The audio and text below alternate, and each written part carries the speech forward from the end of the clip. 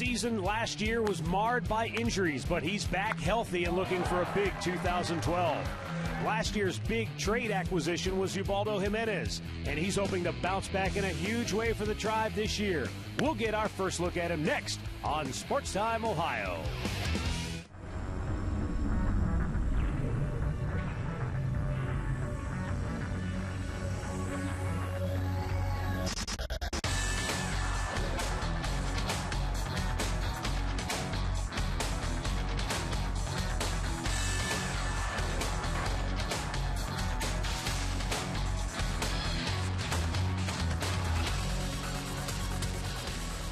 From the spring training home of the Cleveland Indians, it's spring training baseball from Goodyear, Arizona, as the Tribe takes on the Arizona Diamondbacks.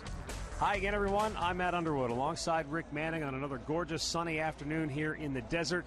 Today, Rick, we're going to get a look primarily at two key guys for the Indians when you look ahead to 2012. Let's start with Jason Kipnis. Last year, he became the first player in Major League history to homer in 4 straight games within 2 weeks of his Major League debut, and he's looking to build off that success. Well, everybody looking forward to watching him play every day, getting the job at second base and fitting into that offensively. He really, to me, reminded me of a solid baseball player. He gets dirty, he gets after it, so he's going to get an opportunity to play every day, and hopefully defensively he gets better, and he gets better as a young baseball player.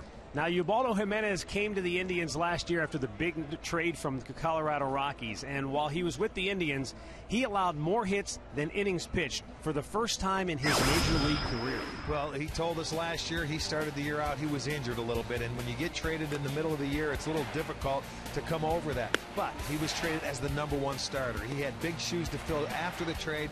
This spring, he feels much better mentally. Physically, he's in better shape than he was last spring. He's looking for big numbers, and so are the Indians. He will be in the #2 slot for Manny Acta's pitching staff. Yeah, the Indians really feel like the injury a season ago in spring training led to a lot of mechanical flaws. They feel like they've got him smoothed out. They're hoping for big things from Jimenez this year. We'll be back with spring training baseball from Goodyear right after this.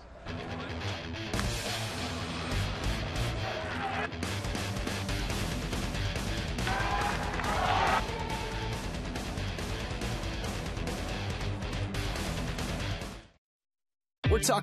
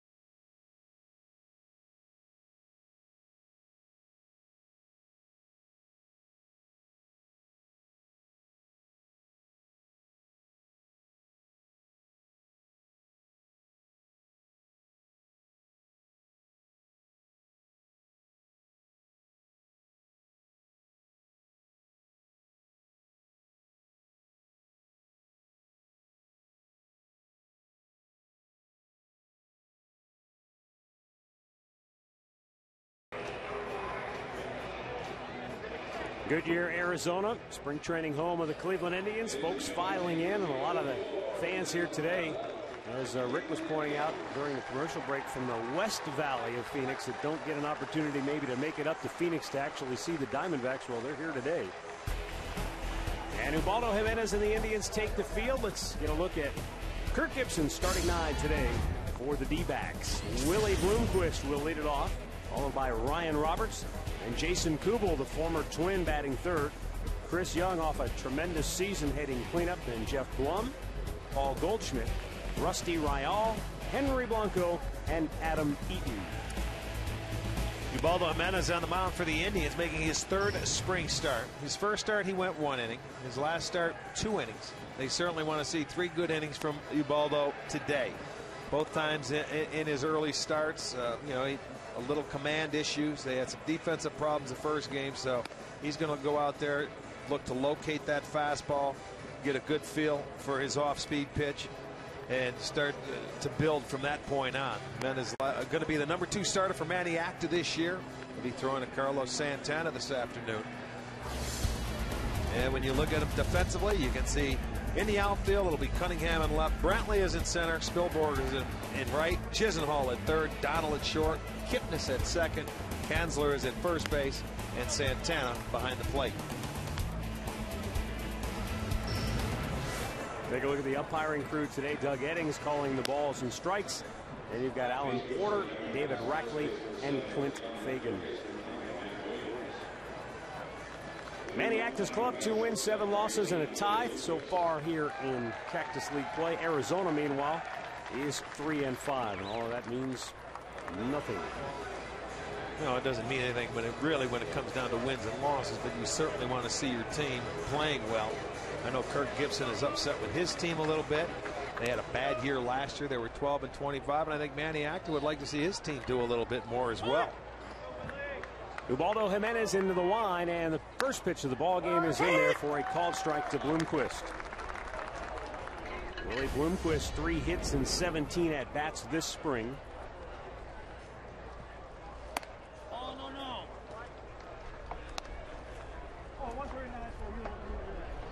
Guy that can be an excellent utility man. Well, he did a great job for him last year when Stephen Drew broke his ankle. Stepped in and was playing a lot every day at shortstop. I mean, you know, we watched him in Seattle and play around, and he was a good player. He fit in nicely in this ball club. You know, between he and John McDonald, they would handle the duties defensively at short. Rifled inside the bag, fair ball hits the umpire. Bloomquist going to dig for 2. Spielborg's throw not in time, and Willie Bloomquist with a leadoff double. Well, it would have been at least a double anyway. But over at first base, it looked like Alan Porter made it a little closer than what it was because it hits him and it deflects into fair territory. Gives Spielborg an opportunity to make a closer play at second base, but Bloomquist going to start it off with a double.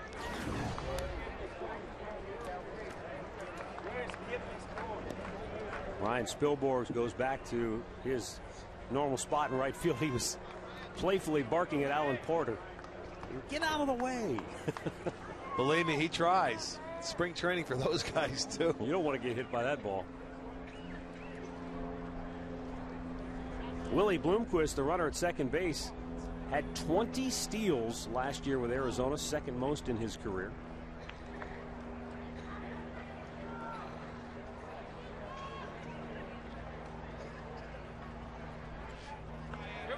And now a step off by Ubaldo.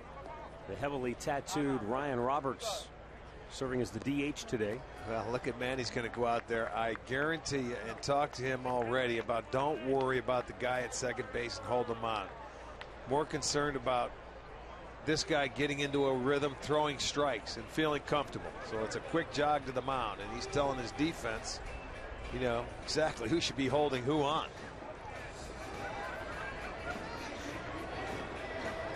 That was a stern message delivered by the skipper.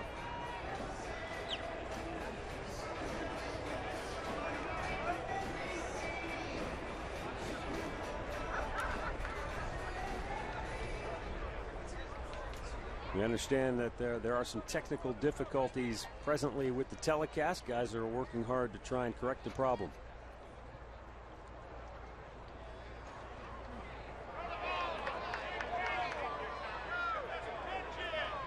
Yet to throw a pitch to Ryan Roberts. Faked the move, couple of step-offs towards second. Now he deals. And it's high, ball 1.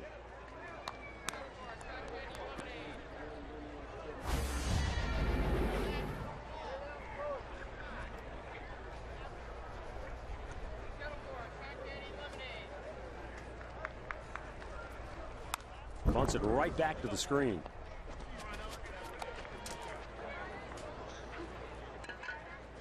Well, that's a tough pitch to try and bunt. I know it's spring training and Robert's trying to do his job, maybe bunt him over, get him into third base with less than 2 outs, but it's a tough high fastball to try and lay down for a bunt. And this guy's a good fastball hitter. He's got good pop in his bat. You're going to see that pitch upstairs, and a lot of times you can pop it up. You see he didn't get the barrel of the bat out in front and fouled it off. 19 home runs a year ago for Ryan Roberts in his first full season in the big leagues. And he's a guy who really wasn't anticipated to make the team. But right. Jeff Blum had the knee injury in spring training last year, and that opened the door. You talk about taking advantage of an opportunity, is exactly what he did. High drive to right. Back is Spilborghs. Tagging is Bloomquist. He'll go to third. And there's one out here in the first. That's what I was looking for more. Even with that time he tried to bunt, he's got good pop. He takes the ball the other way and he moves the runner over. So a productive at bat. Here is Jason Kubel, who we are all very familiar with in Cleveland after watching him for years with the Minnesota Twins. Yeah, he did a little damage against the Indians in his career.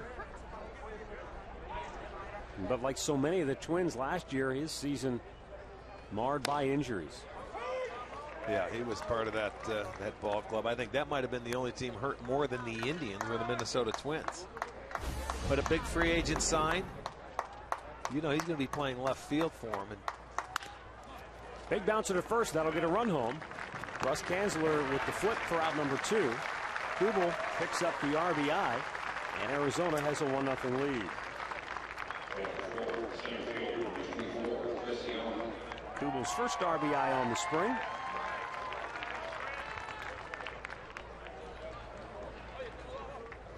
So good fundamental baseball by Arizona here in the first. You get them over and you get them in. But again, first inning runs allowed by Cleveland pitching. It's been a habit early this spring.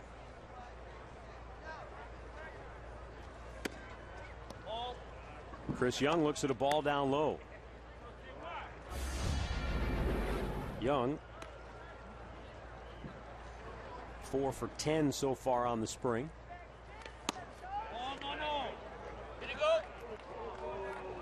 He's already hit a couple of solo home runs. This guy has just got tremendous upside. Well, he could be all or nothing type of player. There you'll see the check swing. He did not go. This guy can hit a ball a long way. He's got very good power, but he will strike out a lot. That's roped to center, and a diving attempt by Brantley skips away from him, and Young pulls into second with a double. Second double of the inning for Arizona. Well, a good attempt by Michael Brantley out there. That ball slicing away from him in center field a little bit. That ball elevated by Jimenez, but watch Michael get the jump. He does a nice job. He knew he was getting close, but that ball hits the ground and he short hops it, and it just doesn't stay in the glove. It trickles away and allows Young to get into second base. So a 2-out runner in scoring position for Jeff Blum.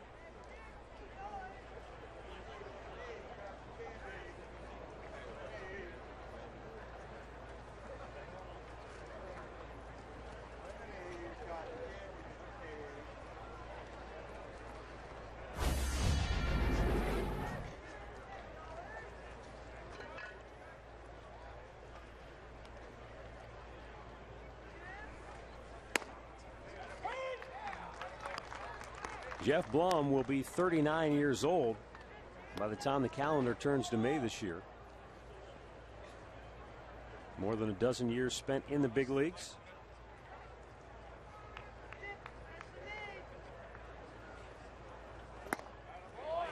Blum broke into the big leagues with Montreal back in 1999. He's also spent time with the Houston Astros, Tampa, San Diego, the White Sox, and now here in Arizona. 2-strike pitch, way up and away. Santana springing from his crouch to keep that one from going to the backstop. Well, this is one that Ubaldo just tries to throw it as hard as he can. It gets up and away.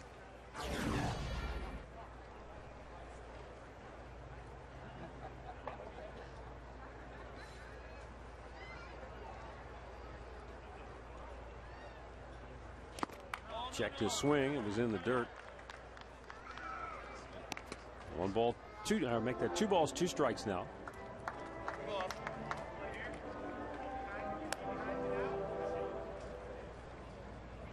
And Jimenez, you see there already 16 pitches here in the first, scheduled to go 3 innings. But his pitch count has already been a problem early in spring. Well, you go from 0-2 to 3-2. You know, and a lot of times you search for command when you're a starting pitcher, that you command the fastball, get a feel for your changeup. I mean, Jimenez will also throw a splitter. He does have the slider or breaking ball, but you've got to command the first 2.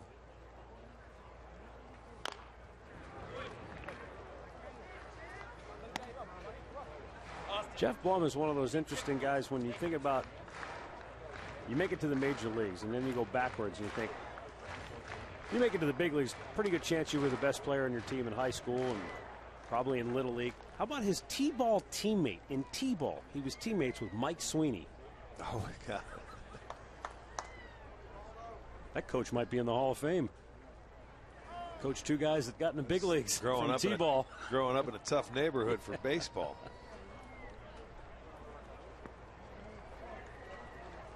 Runner at second, 2 down. Diamondbacks up 1-0 here in the top of the first. Checked his swing and it's foul. Helped him out a little bit. Looked like ball 4. See that fastball taking off up and away. He's had a few pitches up there, but the check swing fouls it off and lives for another pitch.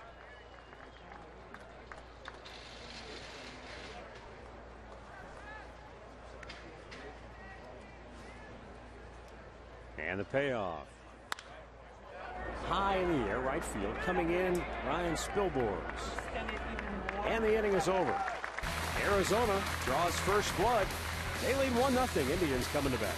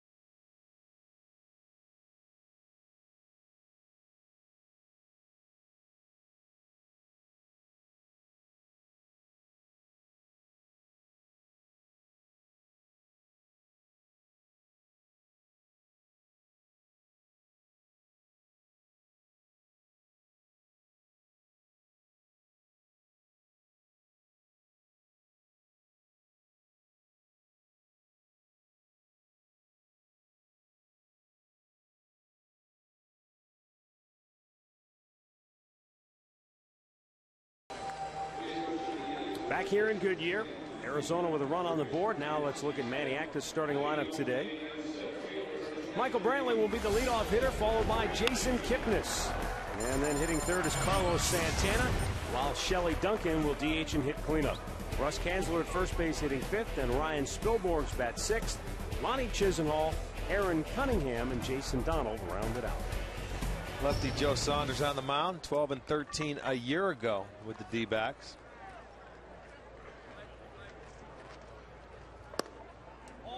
And Michael Brantley looks at a ball down low. Saunders a control type of guy, not overpowering, moves it around, tries to get you to put it in play as early as possible. Was a free agent. They didn't tender him a contract, and he ended up coming back and signing with the D-backs because this is where he lives and this is where he wanted to play. He liked the team.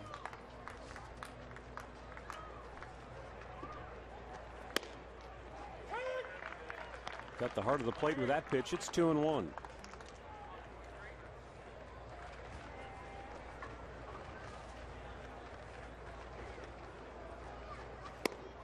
Takes another strike to even the count. Michael Brantley had fractured the hamate bone in his right hand late in the season a year ago and had surgery afterwards to repair the problem. One down here in the bottom of the first. Let's check out the defense for the Diamondbacks this afternoon. Kubel will be in left, Young in center, Eaton is in right. Blum at third, Bloomquist at short. Rayoil is at second, Goldschmidt is at first, Blanco behind the plate.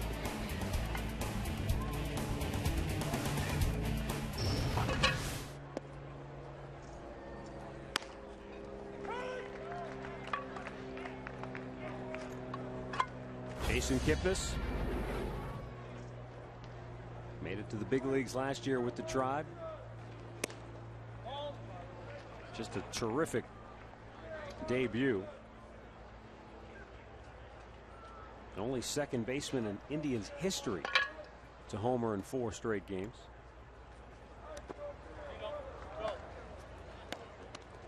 Yeah, and you don't expect this guy to be like a home run hitter. It's just from a quality at bat. The thing I liked about him as a young hitter, very good eye at the plate. He's disciplined up there, although he's also aggressive when he likes the ball in the strike zone. A lot of times you'll see young hitters come up to the big league level and they see that first fastball. They want to get after it and swing at it no matter where it's at. He's got very good plate coverage and a good eye. Down low, full count.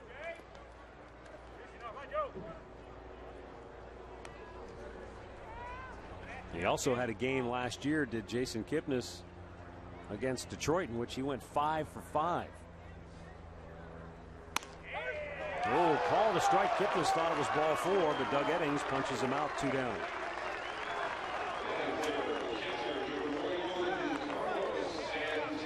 Well, let's take a look at it. It's up in the zone, and that even during the year, that may be about as high as you're going to get for a strike. He thought it was a little out of the strike zone. They have a tendency to agree with him. Yeah. That'll bring up Carlos Santana with 2 down. And Saunders with the first pitch strike.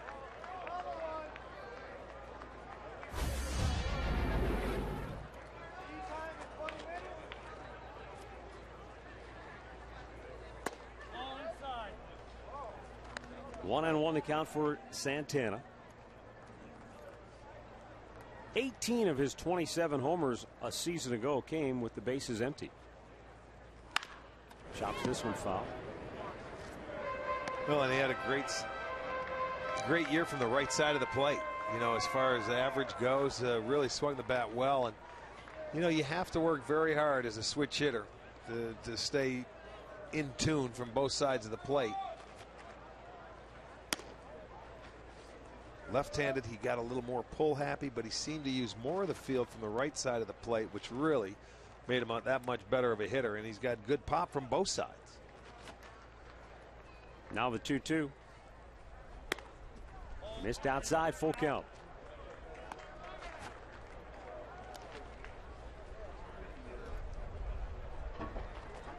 If Santana gets aboard, Shelley Duncan is next.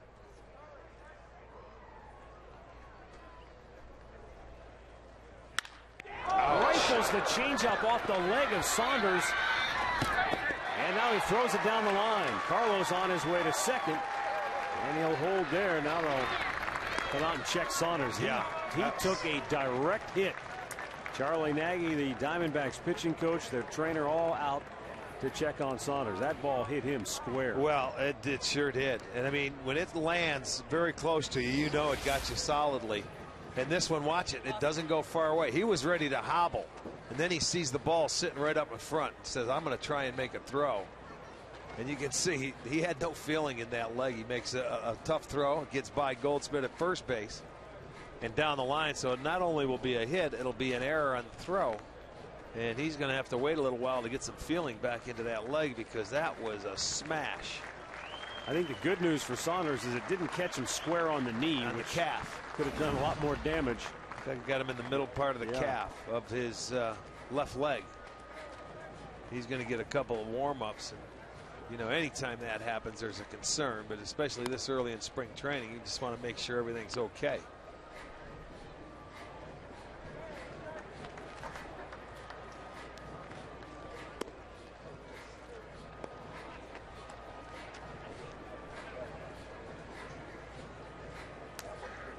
I don't know if he's going to stay in. Charlie looks like he's taking the ball from him. Yeah, he's not going to. You see what happens? It's too early in the spring. They don't want to get anything wrong, you know, because something can happen. If you're hurt that much, you can hurt your arm by compensating because of your leg. That's exactly right. And I think coaches and trainers know that professional athletes are very adept at compensating when something goes wrong, when you've got an injury. And you don't want to take a chance and hurt your arm by compensating because your leg's bothering you. Well, you never even want to do it during the year, but at this time of the year, you're thinking, okay, forget about it. You got to come out. That did hurt. And he's trying to be a tough guy, so he's going to come out, and I think it's wisely done, and we'll come in and get a look at their bullpen now. All right, so we'll take a timeout as the Diamondbacks go to that bullpen. 1-0 Arizona. We're in the bottom of the first here in Goodyear.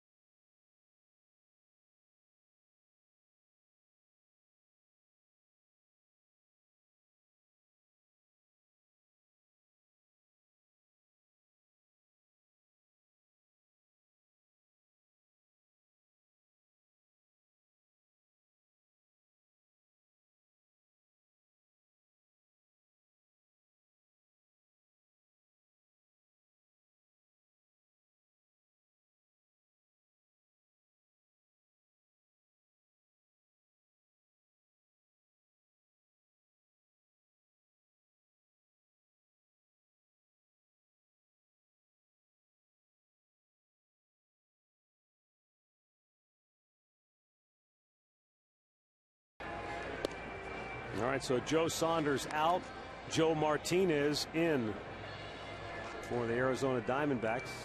So look at the leg right there, bringing up the pan, having to show the trainer. It caught him about mid-calf, and it's still going to be sore. He's going to have a little knot in there, so they'll have to ice that down, but he's done for the afternoon.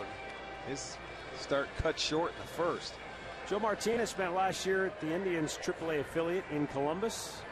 Made 16 starts, went 8-9, 4.04 ERA. Doesn't it always happen this way? Get pitched for the Indians last year, or in the organization, and all of a sudden here goes a starter and he's right in there against you. We might also see Jensen Lewis, who's scheduled to pitch today for Arizona, trying to win a bullpen spot in the Diamondbacks club. Trainers continue to talk to Saunders. I mean, I think he gets out of his sprints today. I was just going to say, that's what they're talking about. Is he going to do his conditioning work? No, he won't be running today. Keep the blood out of that area. He made a long drive for a short trip.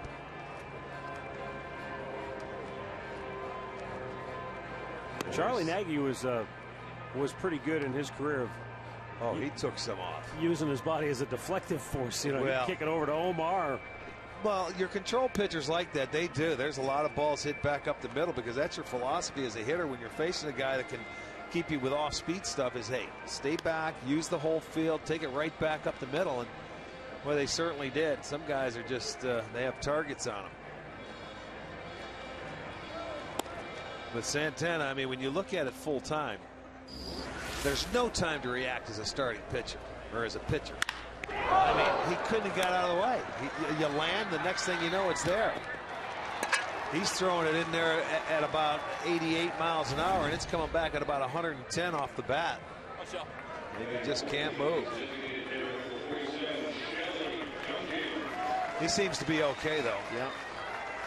So Shelley Duncan to talk about it. Charlie asked, how'd you hold that pitch? Don't hold it that way again. Shelley Duncan, the DH today. Both Rick and I had an opportunity to spend some time with his dad, Dave Duncan, who was in camp today to check in on his son, Shelley, longtime pitching coach with the St. Louis Cardinals. Before that in Oakland, of course. Started in Cleveland. Started out with the Indians. When I was playing, Dave Duncan was a coach. You're right, and it was nice to see him. And he brought together a guy. He brought with him some guy who was a pretty decent manager. Well, go figure. You think you're going to see Tony La Russa without Dave Duncan, or Dave Duncan without Tony La Russa? It's been for over 30 years like that. Here's the 0-1, and Shelley chops it into the dugout.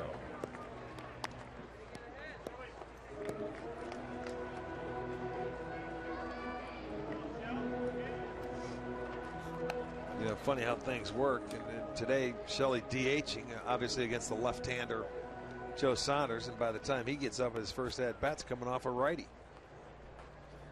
It doesn't matter.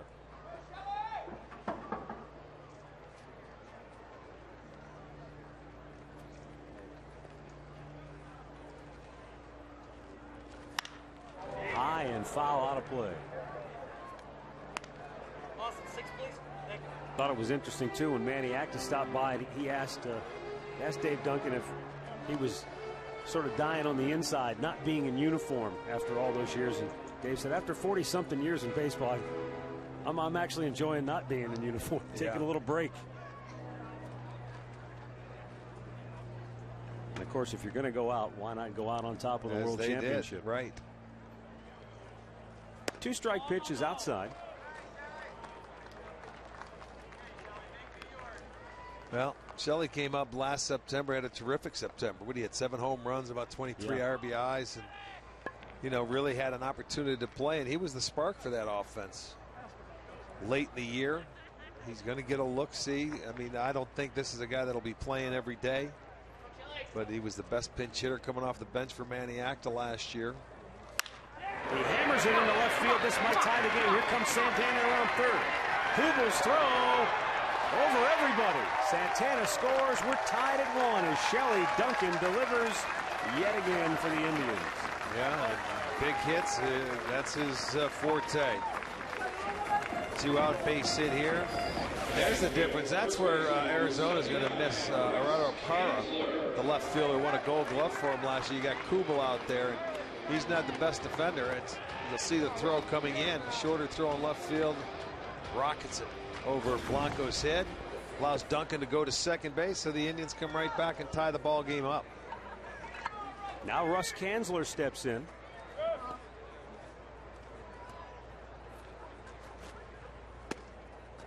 Looks at the ball inside. Kanzler getting the start at first base today. Casey Kochman bothered by some back problems, so he's sidelined for the time being.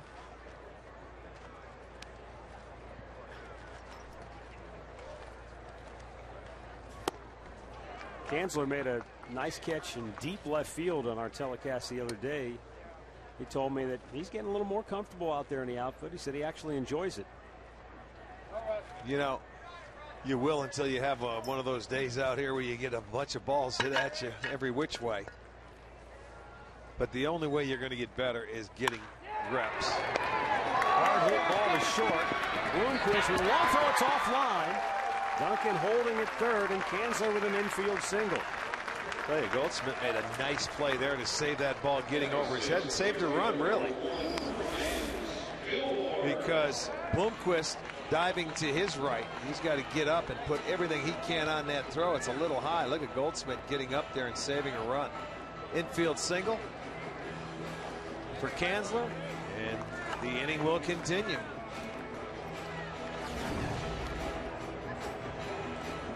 So first and third with 2 down, and a tie game here in the first inning. And Ryan Spilborghs to the plate.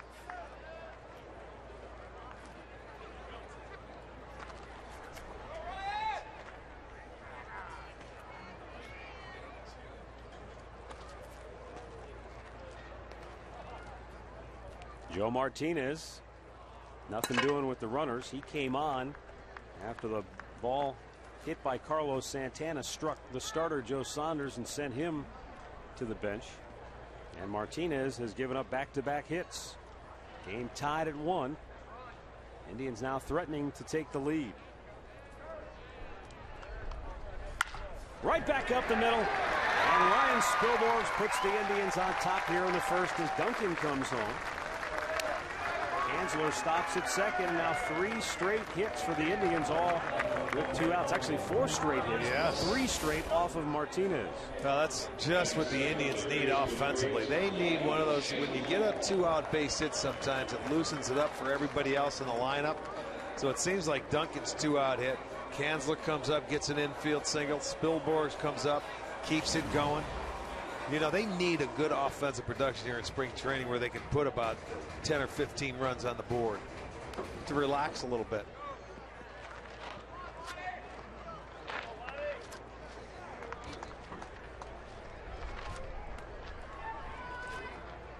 Now Lonnie Chisenhall with 2 on 2 out.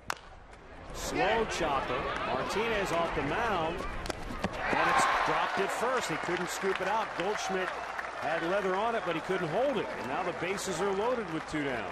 Now for Martinez, it was just a bad throw. He had all the time in the world. It looked like he rushed it a little bit. Short hops Goldschmidt at first base. He just doesn't come up cleanly with it. Watch it. See if he gets a little too quick. See, he had plenty of time. You got to set yourself. He had enough time with Chisenhall running. And there's the short hop called save. I'm sure that'll be an error on Martinez. So they're loaded up for Aaron Cunningham.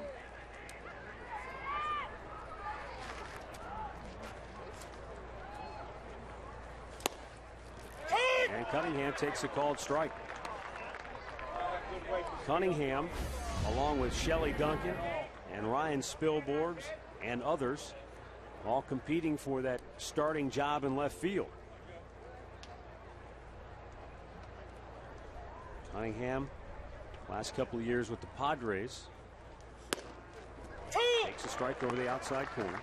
Manny Acta, who will join us later during the ball game today, told me before we started here this afternoon that nobody in the mix for that starting job in left field has separated themselves from the pack. Well, it's hard to do, but it's still early. They will before it's all said and done.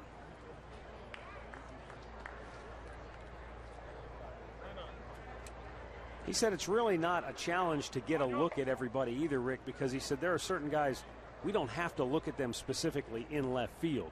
You know, there are guys we know can play defensively in left field, so he'll be able to get a look at most of them. Right now, primarily what they're looking at, and a lot of these guys, is the bat offensively. What can you do for us? Cunningham strikes out. That ends the inning, but the Indians take a 2-1 lead after 1.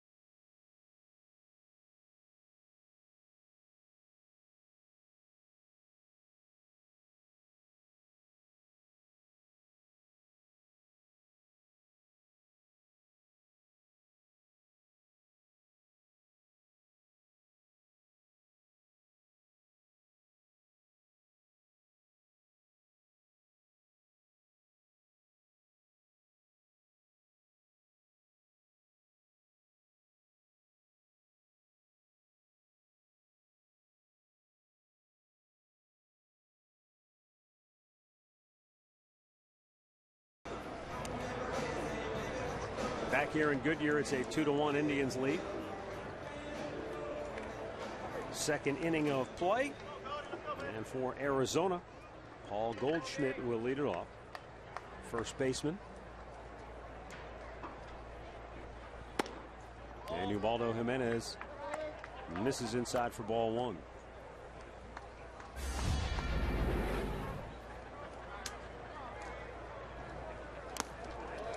Paul Goldschmidt jumped from Double-A to the big leagues last year and really took off.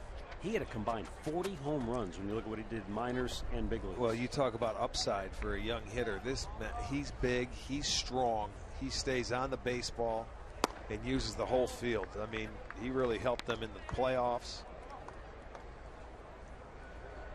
And boy, they may have a guy that can hang around a long time should this young one stay healthy.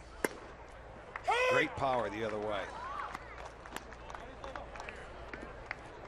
You know, that's one of the things where, you know, young hitters, they have a tough time. He's only 24 years old, staying on the baseball when they hit for power. This is a kid that stays on it. He has a good eye at the plate. Leadoff walk. Bring up Rusty Ryal. Our spring training news and notes brought to you by Taco Bell and the new Doritos Loco Tacos. It's crazy good.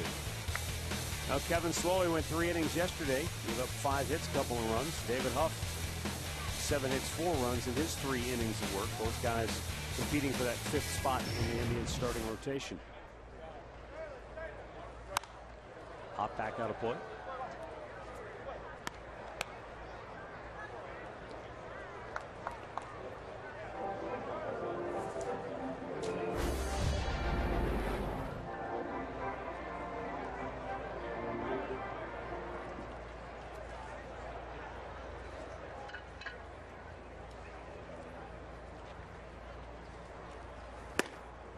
Threw it by him.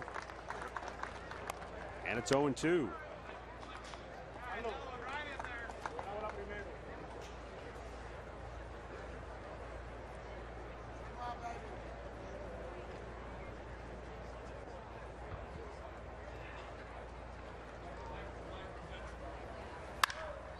High fly ball to left. Back is Aaron Cunningham, still going back. Makes the grab in the middle of the warning track for out number 1. Well, good time now to start thinking about season tickets for this year. There's no better time than right now. You're guaranteed the best seat locations at the best prices all season long. Call 216-420-HITS. Speak with a ticket representative, or you can log on to Indians.com today.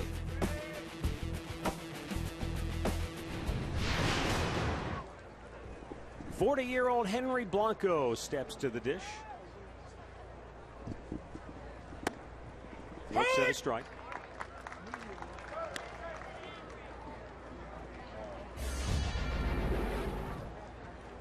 Blanco second among all active catchers by throwing out just a little over 40% of the base stealer against him. Well, he's been around a long time, and he'll continue because he can catch and he can throw. Cunningham makes the catch in left for out number 2.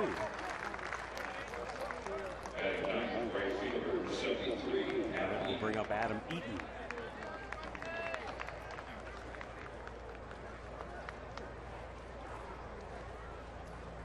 Eaton, an Ohio guy. Born and raised in Springfield. Was a Red Hawk while playing at Miami of Ohio. He went to the same high school, I believe, as Dave Burba. Oh, yeah? Kenton Ridge.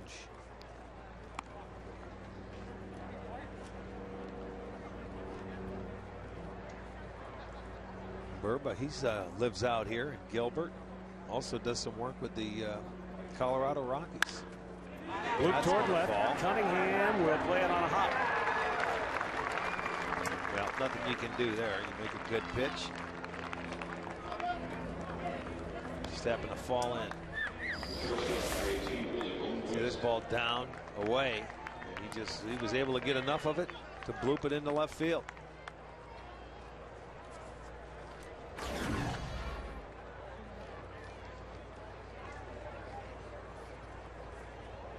So the Diamondbacks coming right back, threatening here in the second.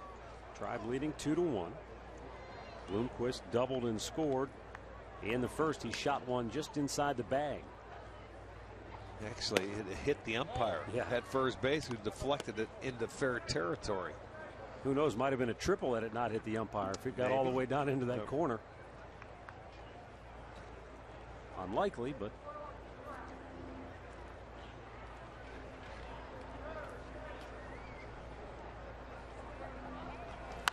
Well, the D-backs are hoping that Stephen Drew comes back. They're on no timetable to rush him back after the injury and get him back at short every day. He's going to be on his own schedule, but they'll ease him back into it. They'd love to have that Stephen Drew come back and play shortstop every day. Fit into that lineup nicely. He's a very good player.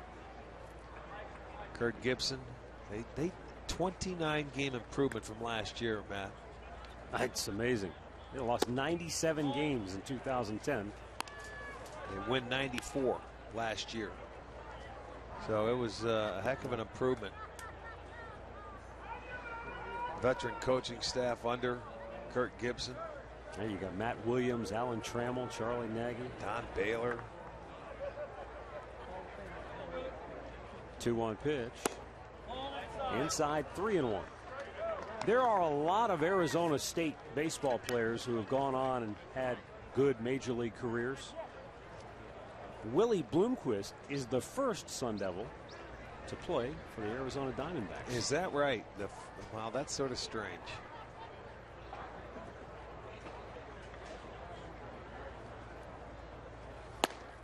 Ball 4, and they're loaded. Second walk in the inning for Ubaldo Jimenez. Carlos Santana goes out, talk to the right-hander, who will now face Ryan Roberts.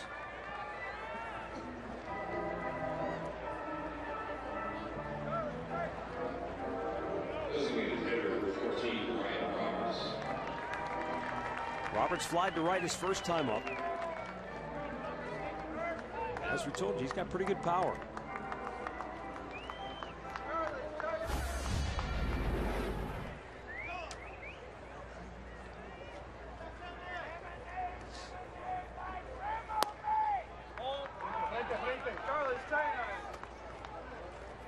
Already up to 38 pitches for Jimenez. Again, scheduled to go 3 innings.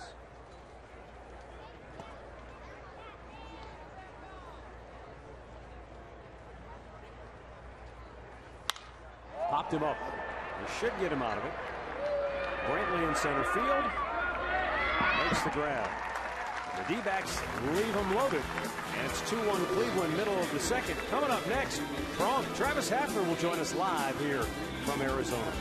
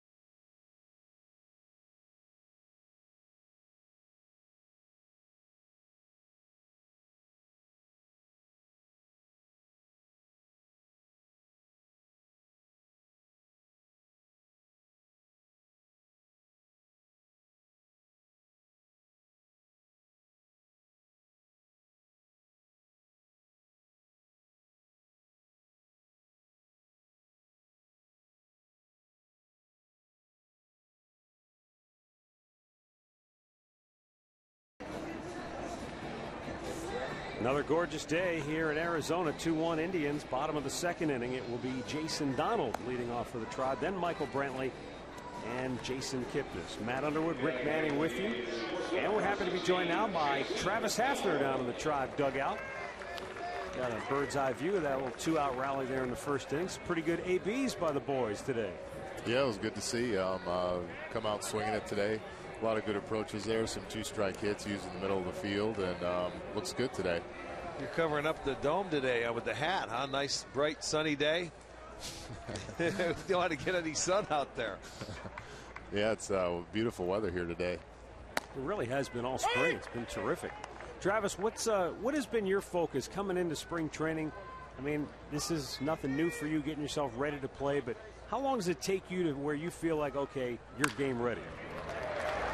I don't think it's a set number. I mean, maybe a couple weeks, and some years it may be a month, but that's a pretty good ABs my last couple games, and getting where I see the ball pretty well, and starting to feel like I'm getting ready to go. When you had a couple hits yesterday, home run, your first home run, I saw it. They did get leather on it before it went out. But do you want to sit down, or after you have a day where you get a couple hits, do you want to get right back in there and get a feel for it again today instead of getting a day off? No, I mean, I spend a bunch of time in the cage every day just working mechanics and working my swing, and I'm able to do that, take BP, and I still feel like I have a pretty good feel for my swing, and I think here towards the end of camp you'll start getting more and more at bats. I think that was a little shot you took at him there. No, I wouldn't, because it was Herman the other day that came on Saturday, and they was talking about the football. Yeah, let's just keep the conversation baseball related. Oh yeah, I didn't want to talk about his fantasy football team this year. We had a little fun with that the other day. Did Herman give you the line of questioning to use today? No, he did not. We didn't even see him today, as a matter of fact. Well, if anybody could, it's him. I mean, these Harvard guys have got it all figured out.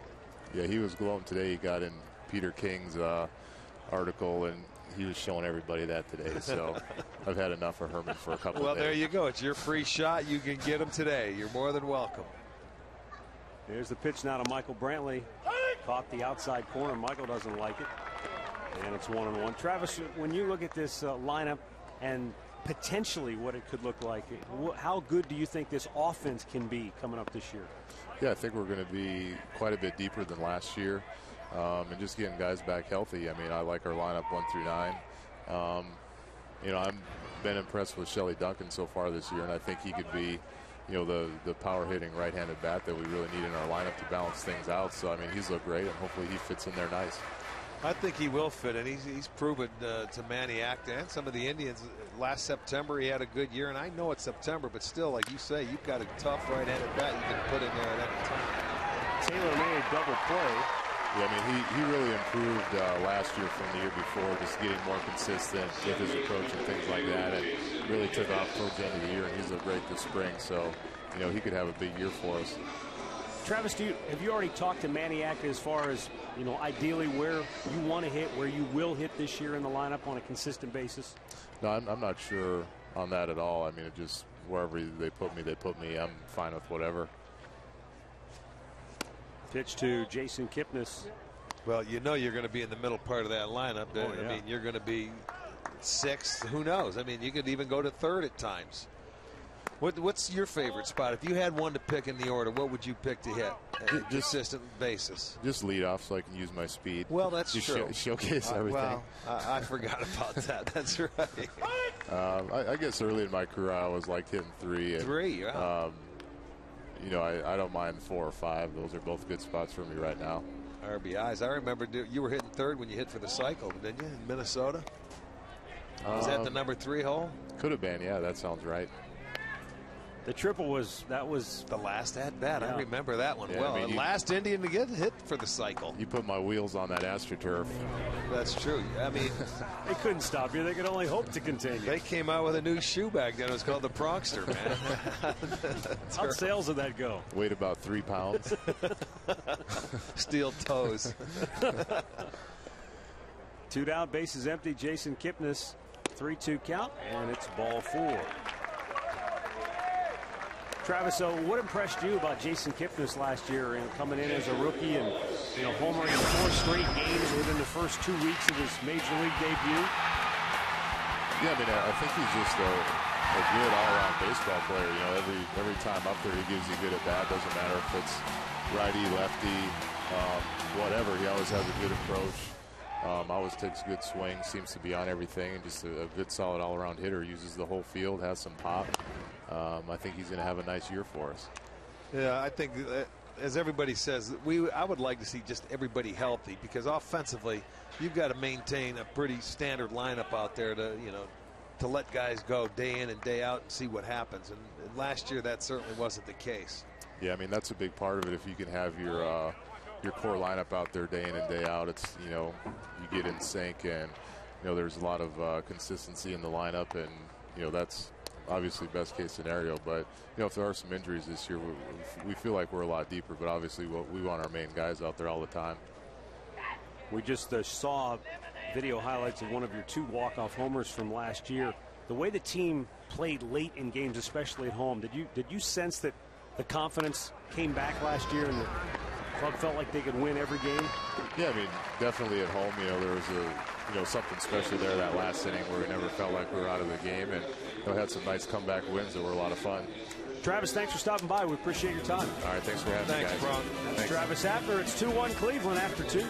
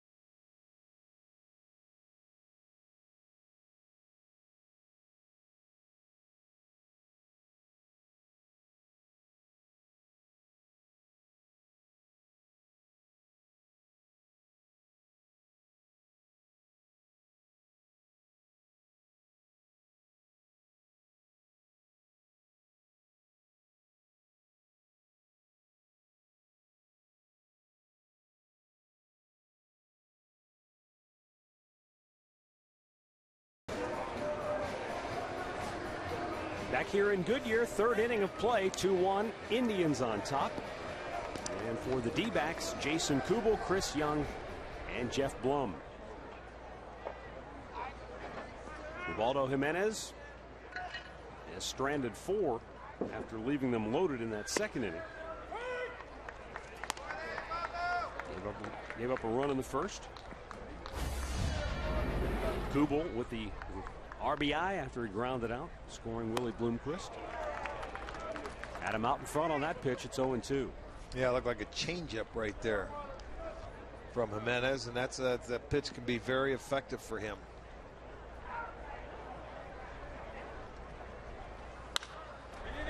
Popped shallow center, Brantley.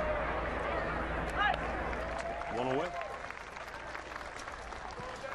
Well, as you know, it happened last year, but they also come back with the Indians Flex packs presented by Discount Drug Mart this year. You split up to 10 tickets however you want. All packs have flexible seating and game options, so you can split them up any way throughout the course of the year. 216-420 hits the number to call. Chris Young looks at a breaking ball for a strike. Gave up on that pitch, and Jimenez dropped it over the inside corner. Young sent a line drive to center that Michael Brantley made a diving attempt on, but couldn't come up with it cleanly. And Young wound up with a 2-out double in inning number 1.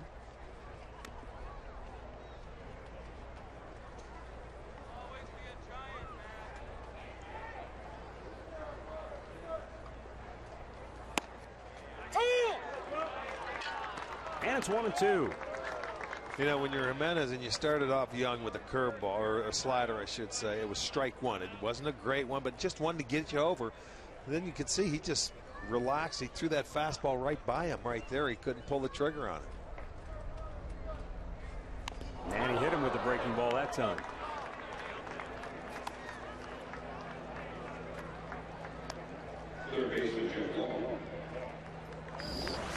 He's had a couple up in this zone today. Fastball, you see that one just gets away. But you don't mind if it's up and away when you're the left-handed hitter. When you're a right-handed hitter, you don't want to see it there, that's for sure. 1 on 1 out, Jeff Blum. Flied to right his first time up. Off the end of the bat.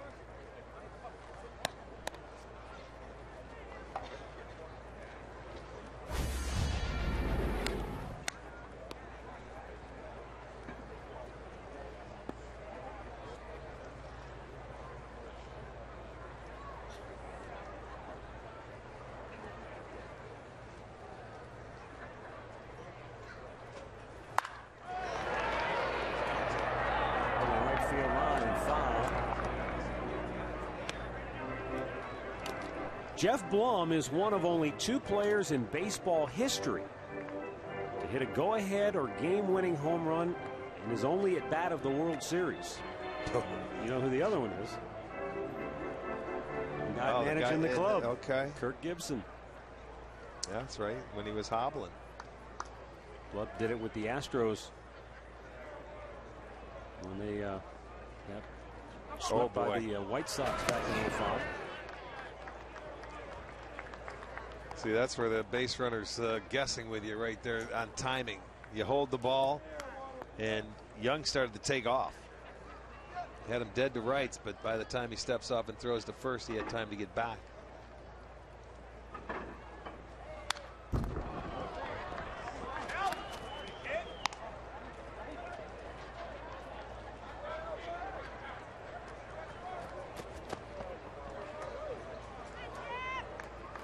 And 2 the count. With 1 on 1 out here in the 3rd.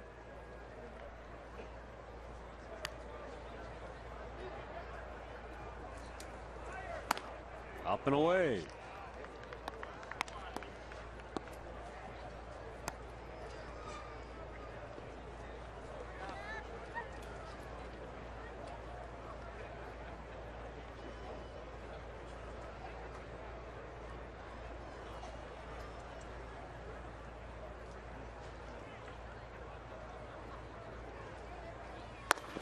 Good stop by Santana.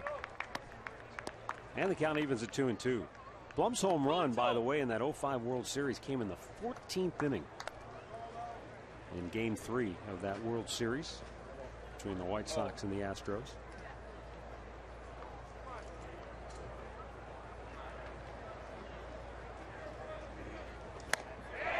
Strikes him out. 2 down. Jimenez with his first strikeout. I mentioned that in the open, Rick, about the fact that Jimenez last year with the Indians, it's the first time in his major league career where he'd had more hits allowed than innings pitched. You know, all throughout his career with Colorado. Even the time he was in Colorado before he came to Cleveland, he'd given up fewer hits than innings pitched. Yeah, well, you like to see that. Now, I suppose you have to account for some of that being the difference in the leagues. I mean, when you're in the National League, it's not that you have an automatic out, but it's pretty close to an automatic out. Yeah, pretty much. You don't have to face the DH that can do a lot of damage, is for sure. But you know, he had his issues last year. He had a tough year. And, you know, he's willing and ready to put it behind him. You know, he talked about the injuries that he suffered early in the year, and that's all documented, but it's time to put that behind him. He's got to come back, and he's got to pitch competitively and be the pitcher that the Indians thought they were getting. 2-strike pitch. Breaking ball is hit high and foul out of play. You know, he's got to continue to go out there like every starter that the Indians have out of their first 4. And we're talking Tomlin, Lowe, we're talking Masterson and Jimenez. They have to go out there every 5 days, and whoever number 5 can be, We talked about it with Chris Antonetti when he was here. You've got to minimize the number of injuries you have where you don't have to keep calling guys up for starts. Yeah. And I mean, if it wasn't for the situation for Heredia, or whatever you want to call him, as we know as Hernandez. Stolen base by Young. You know, they would have had 5 pitchers out there ready to go. You know, the Diamondbacks, we talked about it with Chris the other day, how most of your playoff teams use the fewest number of starting pitchers during the season. The Arizona Diamondbacks were the exception to the rule. They used 11 different starters a season ago. But they had to redo their whole pitching, you know, their whole rotation, their bullpen. I mean, Kevin Towers, the GM, came over and did a really nice job. That'll end the top half of the 3rd inning. The Indians lead it 2-1.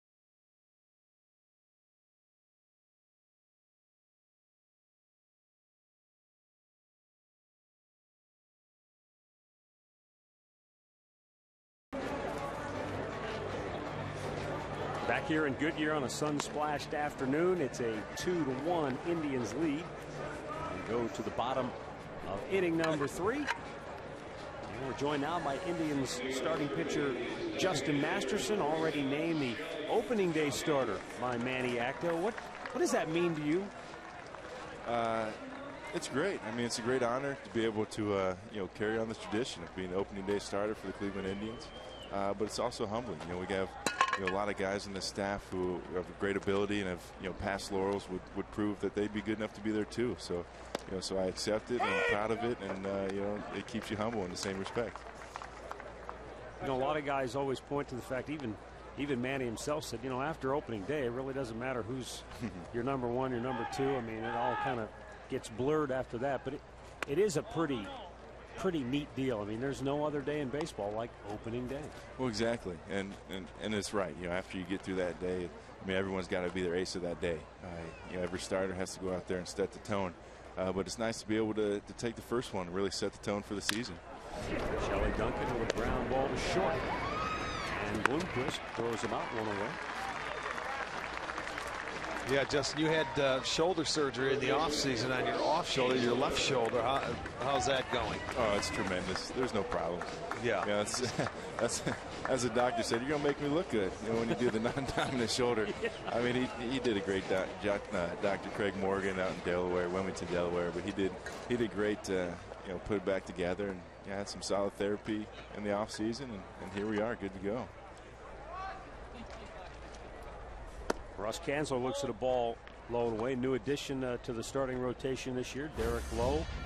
We've obviously got Ubaldo Jimenez, a little battle going on for that 5th spot. Of course, Josh Tomlin fits into that rotation as well. Kanzler bangs it to center field. One out hit. What are your thoughts when you look at this starting rotation? How good do you think you guys can be as a group collectively?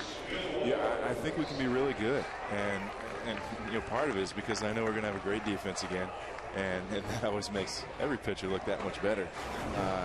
But I like what we got. Derek Lowe's been doing it a long time. He can be a guy just sit in there and do his thing. Doesn't have to go out of his shoes. Josh Tomlin's proved what he could do last year, and ball down. He feels like he's got something to prove to come back and do his thing. And I really like all we got. And whoever fills in that fifth spot, we're going to need him. As the season starts or during the year, so that they're going to get a chance no matter who it is. Well, and that's the unit. You feed off each other as the season goes on. When one guy has a start, the other one wants to improve upon that. You keep going. It's really a lot of fun camaraderie when you have guys that can go out there every fifth day and do it all year long. Well, it's great, and I think we've seen that. This staff has guys who will go out there every 5 days, and we have such a great, as you mentioned, camaraderie. We get along so well that it makes for fun, makes for good teasing and pushing each other to be the best each day. Well, you were teasing Derek Lowe when we had him on the air the other day. You were pitching that game and came out, and you still were busting his chops. I was just asking how he threw his changeup. I'm surprised he's not down there getting you right now. I don't even know if he knows I'm here. I kind of snuck over. Undercover. Bat Masterson. That's right. 1-1 pitch. Spilborghs takes a strike. Justin, a lot of people on the periphery of the ball club, fans included, debated early in the year last year, is Justin a starter? Is he a bullpen guy? Where is he? Did you ever doubt yourself that you could be a starter? Did you ever play that game? Where do I fit? Which am I better suited for? No, for me, there's never a doubt. A lot of my mindset, as you'd hear those things, would be like, hey, I did well in the pen, so that's why there's, they like it. They're like, hey, he could just do the pen. But for me, I knew there were times I could have done better. Even as a starter, maybe things didn't go as well for me. I knew there was definitely, I was disappointed in myself that I know there's more. And it was nice to be able to, show that last year, and hopefully continue to build off of that and have plenty of success for years to come. They say that's the greatest job in the whole wide world, becoming a starter. Once every 5 days you work, you get into your routine, and you do whatever you want the other 4. It is great when you're pitching well. Yeah, when you're pitching well, exactly. That is true. Thrown out, 2 down, runner Hansler moves to second base. When you're not pitching well, it's that one where you're sitting there going, man, I got to wait another 4 days to get back out there. I just want to go hit somebody or something. Yeah, you're right, because, when you do well, it is great. Nothing but positive thoughts, but when you have a rough start, you feel you let your team down, and it seems like forever to get back out there again. Exactly. Well, you didn't have many of those last year. Well, thanks. I appreciate that. When you're a starter, and let's say, which happens a couple times throughout the course of the year, where you have a start, and then the very next start comes against the same team you just had a start against. Is that tough to where you have to make adjustments? Yeah, you're always making adjustments, even within a game. It's weird. I think my last 4 starts were all against the Twins last year. But it is. You got to come in and somewhat you have to know what makes you good. So you got to stick to what's good and see what adjustments they've made. Yeah, if they're still not hitting what you've been throwing, well, there's no need to change. But right. If they're showing something different, then okay, all right, let's do this. So maybe we'll mix this in. I had one outing where I threw mainly fastballs and only one slider, but. Yeah, could you do it again? Possibly, but it's always nice to mix it up. Just I to keep mentioned guys on that their the other toes. day about that game you had where you only threw the one slider. Did that arise just as it unfolded, or was that your game plan going in? It just happens. If I thought just throw heaters, I'd get myself in trouble. Yeah, but it depends on the movement you have on that heater, because your fastball's not straight. It sinks. Well, right, but that's the thing. But there's always in the back of your head, oh, we could throw a slider here, and then you see your catcher put down a heater while you're thinking slider. You're like, you know what? That is a good idea. Let's just go another sinker. Right. Then you're getting 6 innings into it. You're like, wow, I haven't thrown any off speed, have I? This is crazy. That's a good day if you can do that. Well, it is. It's amazing. It's tough to do, and I don't even know how I did it or if it ever happened again. But it was fun at the time. Well, hey, sometimes you just ride it, man. You don't question it. You just ride it. You know what? It'll happen again, because as a starter, you may go out there probably out of your 33 starts and maybe 8 to 10 times have excellent stuff. The other 20 times or 22 times, you're going to be searching to get through a ball game. Well, shoot, I felt like last year, even though at times it looked better, I feel like I only had about 2 starts where it really felt good. Yeah. And I'm like, man, I thought they said I was supposed to have 8 or 10 pretty good ones. Well, that's what I say. That's always Don't listen to him. He was an outfielder. Justin, thanks for your time. We appreciate it. Good luck this year. Thanks, guys. That's Justin Masterson. We played 3 innings. It's 2-1 Cleveland.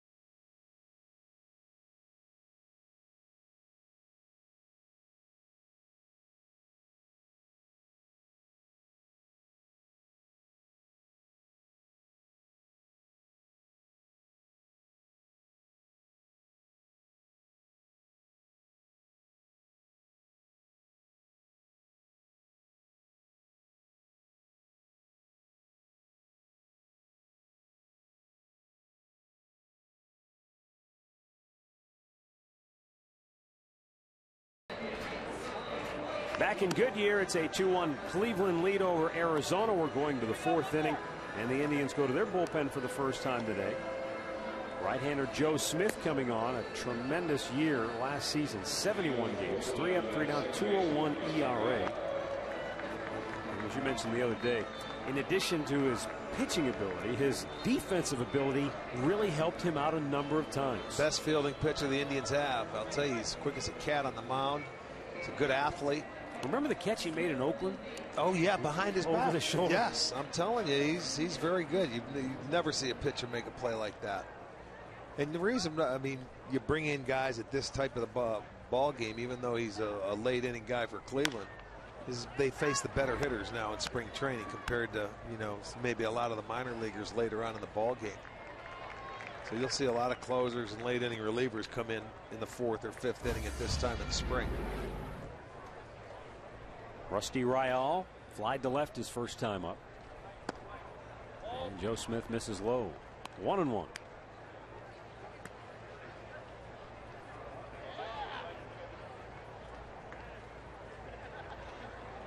But Jimenez went 3 innings today, first time for him. Although he did throw over 50 pitches, struggled a little bit in that first inning, but settled down a little bit. And that's the key, constantly improving. Yeah. As the spring goes on, to build up to get out of the spring training. And another hit batter. Second one of the game for Indians pitchers.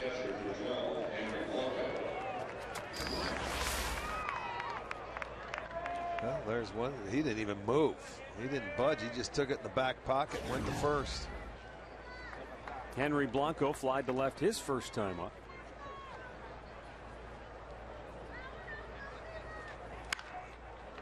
Tried to turn on an inside pitch and yanked it foul. The only thing he could do with it. Yeah, that's right. If you hit it, you better get the barrel head of the bat out there. It's going to go off your thumbs. You know, talking about Joe Smith and how he settled into that role last year. I was talking with Dave Duncan before the game, longtime pitching coach, about how you put a bullpen together when obviously that was part of his duties. Smith. They got bumped by Chisenhall. They will throw to second and record the putout. I got a kick. See, Smith, normally they tell pitchers just get out of the way, and rightfully they should when the ball's hit that high on the infield. But Joe Smith, he wants to catch the ball because he knows he can't. But really, in this situation, he's got no business. Look at it. He's trying to help out Chisenhall at third. Lonnie's supposed to call him off, and Smitty should have been well out of there. But they still get the out anyway at second. Yeah, even though he's calling for it, Lonnie's not expecting him to be there. No, absolutely. Pitchers usually get out of the way. But go ahead with Duncan. I'm sorry. Well, you know, what he was saying is that you can't go into a season. Let's say you can't come into spring training and say, all right, here's our bullpen. Here's where everybody's roles are. He said you have to know who your closer is. But right. The rest of those roles, he said, they just sort of evolve as the season goes along. When you look back to a year ago, that's exactly what happened with the Indians. You know, Joe Smith didn't know his role was going to be the 7th inning right-hander, but he had the injury. Right. By the time he got back into shape, that was a role he just settled into perfectly. Vinny Pistano became a terrific right-hander in the 8th inning. Setup guy, right. Yeah, so I just thought it was interesting because I'm sure there are probably as many theories on how to build a bullpen as there are bullpens. Well, that's why you play the 162. You look at track records and people say that's why bullpens are so fragile, because you don't know what you're going to get from one year to the next. You do know one thing. You want to know who your closer is, and you can count on him game in and game out. That's when pieces start falling into place, is when you can count on that guy going to save a game 90% of the time. But the rest of those roles could also be fluid, because a guy might struggle in the 8th inning. Okay, you slide him out, move somebody else in. Maybe he finds a better niche earlier in the game. And so that part of it from year to year, that's how it goes. But if you don't have that block at the end of your bullpen. Well, it's going to be interesting to see what happens with the Indians this year, depending on, you got both Perez's out, the right-hander and the left-hander. I mean, Rafael Perez, he threw a bullpen today, we were watching on the side, but he hasn't pitched this spring because he has shoulder issues. And then you got Chris Perez with the oblique muscle, where he hurt it in his first outing. is he going to be ready to be the closer for the Indians coming out of camp? I mean, well, I'll have to wait and see. Adam Eaton fouls it back. But if you're Manny Actor, we'll have a chance to talk to Manny about this because he's going to join us, in an inning or two. I mean, you don't know if they're going to be ready. And I mean, he's got to break camp thinking, hey, I've got to have somebody to close games for me. If we have a 1-run lead going into the 9th inning in Game 1 against the Toronto Blue Jays, here's who I'm going to use. Yeah. I mean, you can't go out there once the season starts and be guessing. A little bit low. Full count. Yeah, we'll ask Manny to see if there's any update, but in talking with Chris earlier, he felt like he would be ready by opening day. But you never know. You hope everybody's ready. You never know as the process goes along. You prepare for the best. You hope for the best and prepare for the worst. That was Mike Hargrove's theory as manager. You know? Well, you always hope for the best, but you have to prepare for the worst case scenario.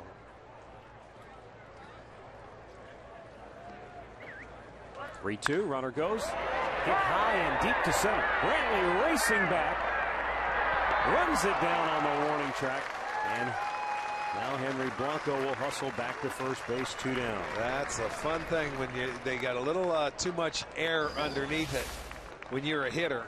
And anytime that ball floats out there, in Arizona it carries well, but Michael got on his horse, had a pretty good jump on the baseball, able to track it down and make the catch. You don't realize how much room there is out there. And I mean, he was the number 9 hitter. He's not a home run hitter, but that's one of his best bolts, and still it stays in the yard and you're able to catch it. And with 2 down, Willie Bloomquist scored the only run for the Diamondbacks so far today with a double, and came home on a ground ball out in the first.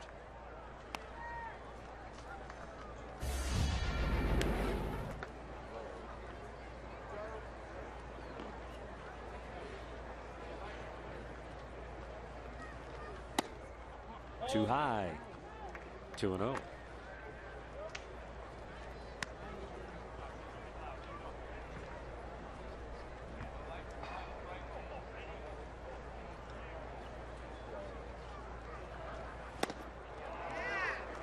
Dig that one out.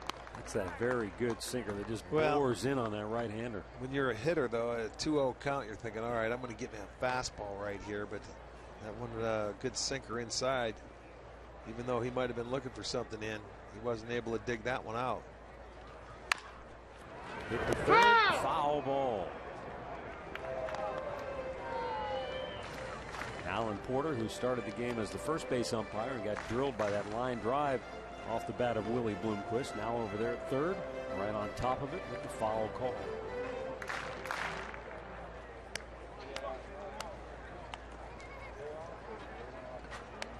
Of course, during the regular season, umpires start the game at a certain base. They stay there the entire game, but in spring training, they want to get as many different looks as they can. Why not? Hey, it's spring training for those guys as well. 2-2. Got it. Joe Smith strikes out Bloomquist to end the top of the fourth. It remains Cleveland 2, Arizona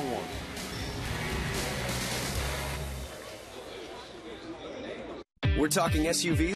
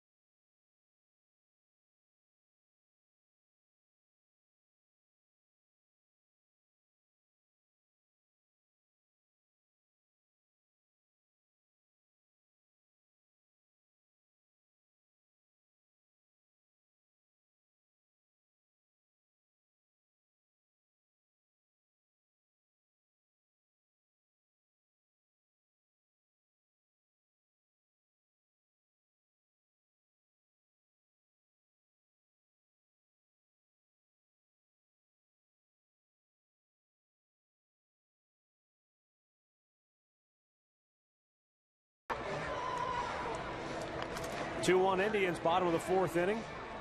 Here in Goodyear, Arizona.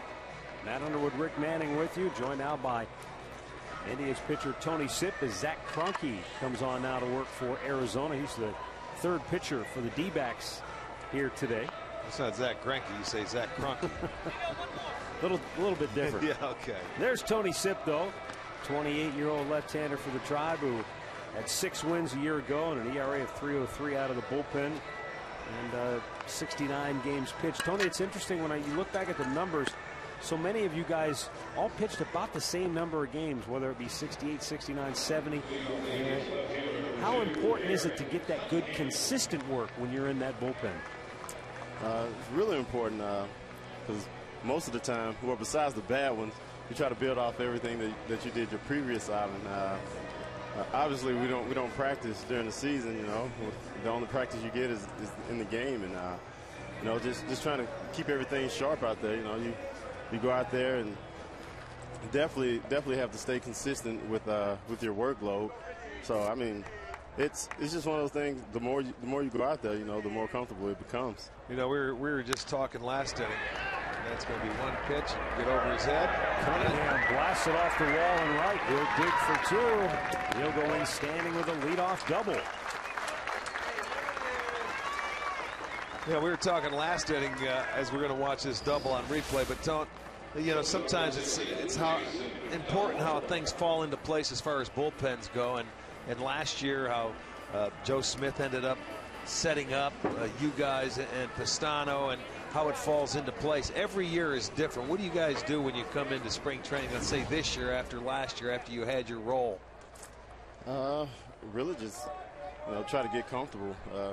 After having that long break, you know, you have to find your routine again. I think that's the main thing. Getting that initial soreness out of the way, especially the day after you pitch, because obviously we have to be ready to go back-to-back days now. And right, you know, a lot of it is paying attention to your body, seeing how your body is adjusting to having that long break, and I think that's a lot of it. You come out here, and thank God the stats don't count here, but you know, come out here and get used to everything, get a feel for your stuff, all speed, fastball, and just see how your body reacts to it. Yeah, so in other words, you guys have to build up to at least pitch back-to-back games and come in and be effective both times. You don't have a pitch count like the starters have to build up to 100 pitches by the time they leave spring training. Oh, yeah. I mean, for us, it's more of how many times we get out there, not how long we're out there. You know, because obviously if we feel good one day, you never know. Right. With us, we may come out the next day and feel like feel like my left arm, I feel like I left it at the house. You never want to go into a game feeling that way, do you? Yeah, then throw right-handed. Who cares? Well, Jason Donald at the plate, base hit his first time up. And he pokes that one out of play to the right. Tony, when you look back at last year, what was the biggest difference from your previous season? I want to say last year was more of, you know how your stuff plays now, instead of, just going out there and winging it, seeing how guys face you. Most of the guys you go out there and face, you faced a couple of times already. You have more of an approach. And I think that was the big difference from last year, because, the first go around, you're just winging it. You don't know how a guy sees your stuff, but like last year, I know Robinson Cano sees my fastball really well. So it's just one of those things where you're more prepared.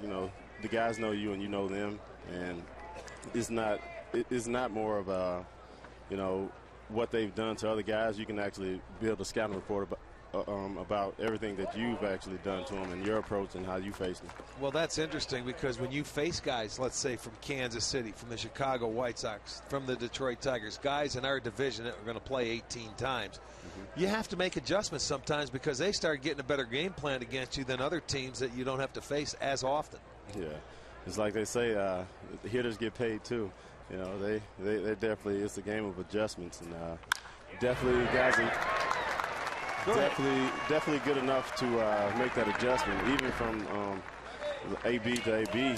Obviously, we're not going to face a guy twice. Hopefully, I'll never face a guy twice. Right. Yeah, definitely, they make adjustments. You try to make the adjustments, and it's just a game of adjustments. I mean, we're all very talented, but like they say, they pay you because of that talent. And if you don't make that adjustment, if you come with that same approach as you did the previous time that you faced him, he's probably going to make that adjustment and get you. So, it's all about trying to trick the guys, make them think like in spring. You give them everything, let them hit you around in spring, let them. Oh, did we just go already? Yeah, we're all right. We're back. Somebody hit the mute button. I'm going to tell him he started to swear. We had to mute you. But yeah, I don't know where I was going with that. It cut me out. It ruined my thoughts. We're starting all over again. See, we tried to trick you right there. You got to make an adjustment. Oh, yeah, definitely. Ad lib on the fly. Michael Brantley looks at a pitch inside. Last year, Tony, the Bullpen Mafia, the nickname, the fun that you guys had with it, the fans had with it, kind of took on a life of its own. Is it back? Is it still the moniker?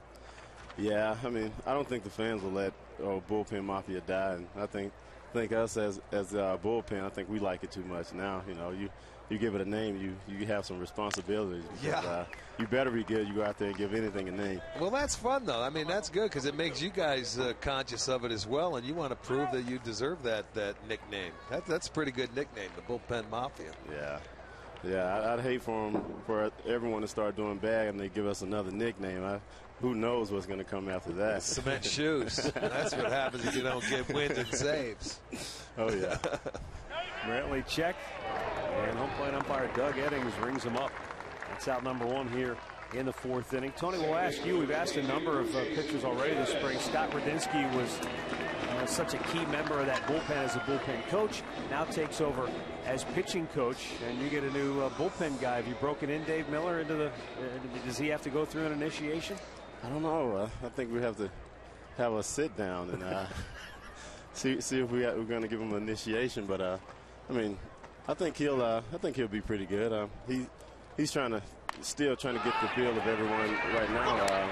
Learn different personalities, see what works for what guys, and not a whole lot that you have to do with us. We all have our routines and everything, but it's going to be definitely tough to come in and try to fill Scott Radinsky's shoes. Yeah, well, Dave Miller, he's been around in this organization for years, the early 90s, and you know him from back when you were in the minor leagues. He was down there. He was the pitching coordinator, so I think he's going to fill in just fine because he and Scott Radinsky will be on the same page. Oh, yeah, he's actually trying to help me with my golf swing just now. Oh, he can do that now. Yeah, that's what I hear. So I went out for to a driving range for the first time in my life the other day. Did you? Didn't go so well. Well, that's okay. Don't play him for money. I can tell you that. Well, hey, I mean, a golf swing, I guess there's, mechanics, a lot like pitching, and a little thing goes wrong, the whole thing's out of whack. Yeah, my toughest thing is trying to get that thing to go straight. Good luck. I've been trying for 15 years. Carlos Santana actually got nicked by that pitch, so the bases are loaded. Must have caught the jersey. With 2 down for Shelley Duncan.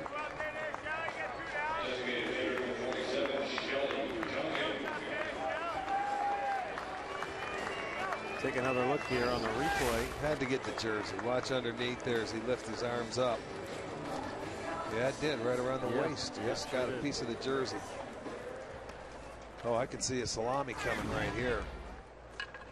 Watch out on the scoreboard. We can put 4 quick ones up there right here. One swing of the bat.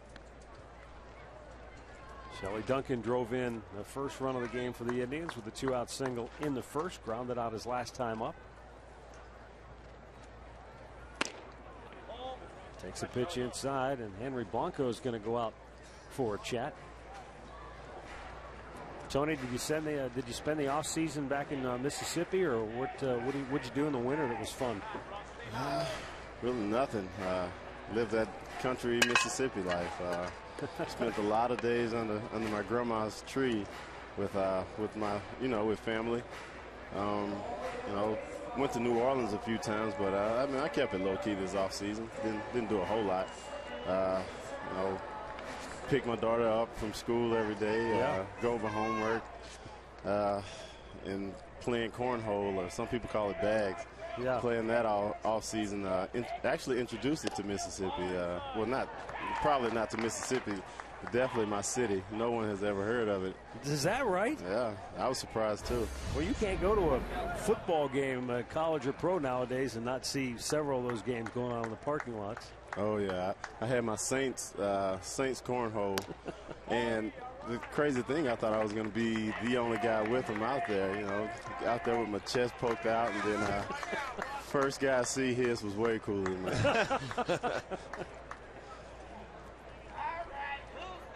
Bases loaded, 2 down. Shelley Duncan, 3-0 pitch, foul back. He was trying to turn it loose. Hey, let it fly, man. You earn it. You get the 3-0 count. You're looking fastball, and he takes a healthy cut. Fouled it straight back, and you're going to see another one of those too, but it looked like he ran that ball in just a little bit on the hands.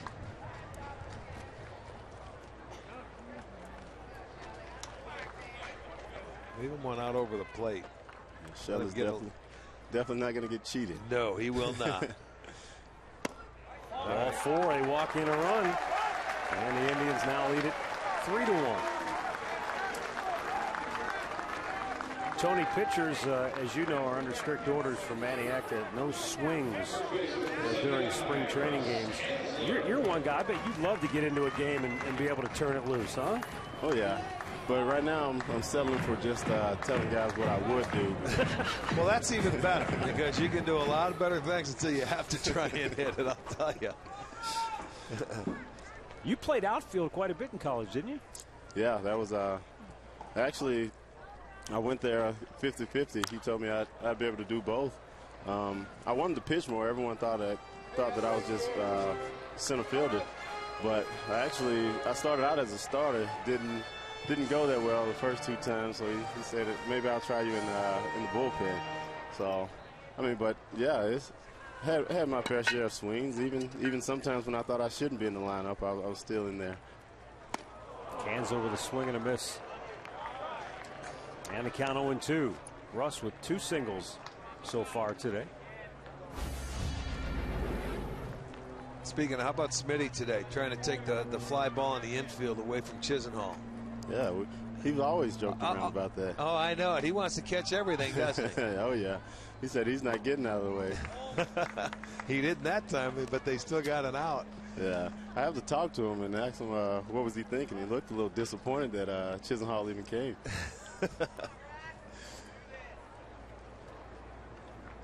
Bases loaded, 2 down, a run in. And the 1-2 is up high. So Zach Kroenke struggling to get out of this inning now.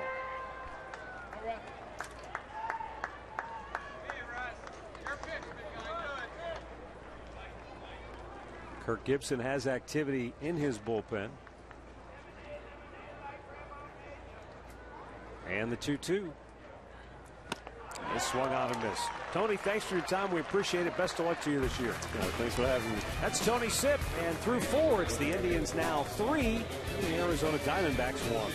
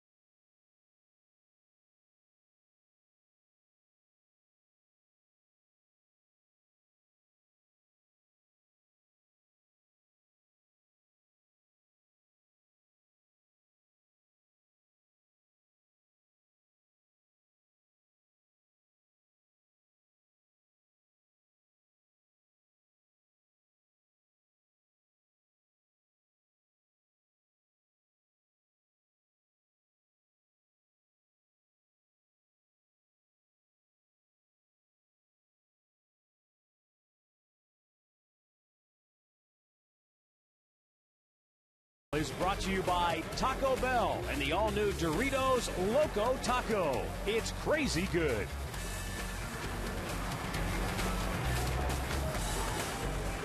Trying to find some refuge from the sun There's not a cloud in the sky today here in Arizona. 3-1 Cleveland. We go to the 5th inning. And right-hander Vinny Pistano coming on now for the Indians. He was a key member of the bullpen mafia for the Indians a year ago. He's the primary setup man to closer Chris Perez, and a couple of save opportunities last year as well. Cord Phelps takes over now for Jason Kipnis at second base. Okay, it's about that time, huh? Yeah, we're getting. It's only the 5th inning, but a lot of times when you play a National League team or a team that you're not going to play during the year, after this top half of the inning, pitchers and everybody will be able to leave that aren't going to participate in the game today. And the Diamondbacks will be making changes as well. They've already got a new player in the on-deck circle for Jason Kubel. That's going to be Mark Krause. But Ryan Roberts will lead off this 5th inning for Arizona. And he is 0 for 2 with a couple of fly ball outs.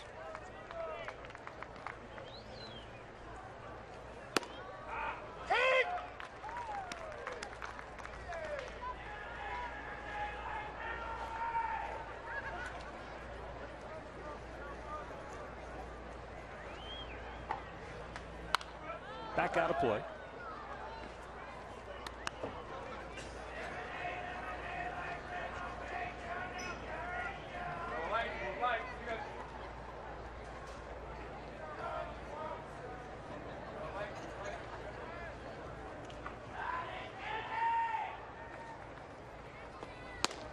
Swung out and missed. I mean, he took care of him in the blink of an eye.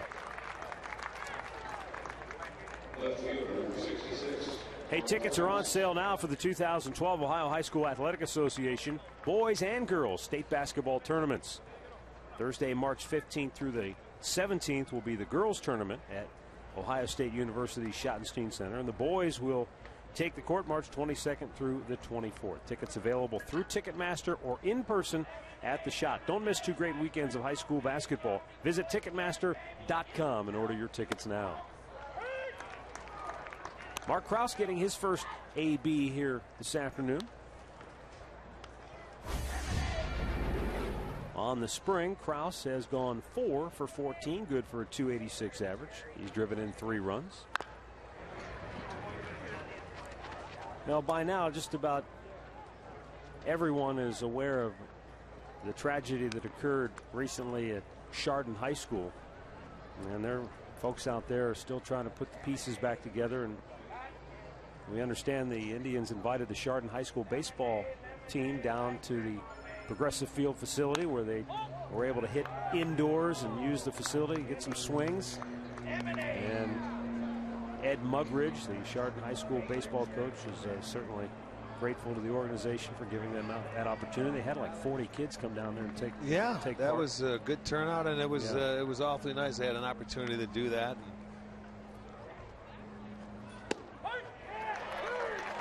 Now there's 3, Carlos. Yeah, Santana pulled the trigger a little early of that last pitch. He's just working on getting his throws. I think that's what he told the umpire. Just practicing, man. 2 down. And that brings up Chris Young, who doubled in the first, hit by a pitch back in the 3rd inning.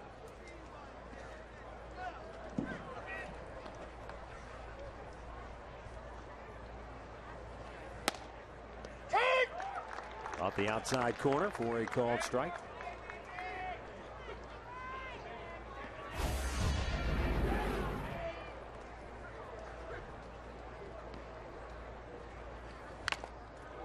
Took the mask off Santana on that foul back. Remember how many of those he took a season ago? He got hit probably as much as anybody that we have had a chance to see behind the dish last year. And remember, he played a lot at first base. He's going to get more behind the plate this year. And I don't know how, but that's a direct hit. He did. He fell backwards. He got beat up a lot back there. 2-strike pitch coming. Just got a piece of that to stay alive, did Chris Young. You get the feeling, we were talking to a number of different pitchers today. Justin Masterson, Tony Sipp, who were talking about sometimes you go out there and what kind of stuff you have. You get the feeling Vinny's he's free and easy. He must feel like he's got great stuff today because he's throwing it by a number of hitters. Young's doing everything he can just to foul it off and stay alive. He's a tough at bat. We talked about it on Saturday where this guy's just tough to pick up. He slings the ball and where he comes from, and it just gets on you in a hurry, especially right-handed hitters. You see a lot of late swings.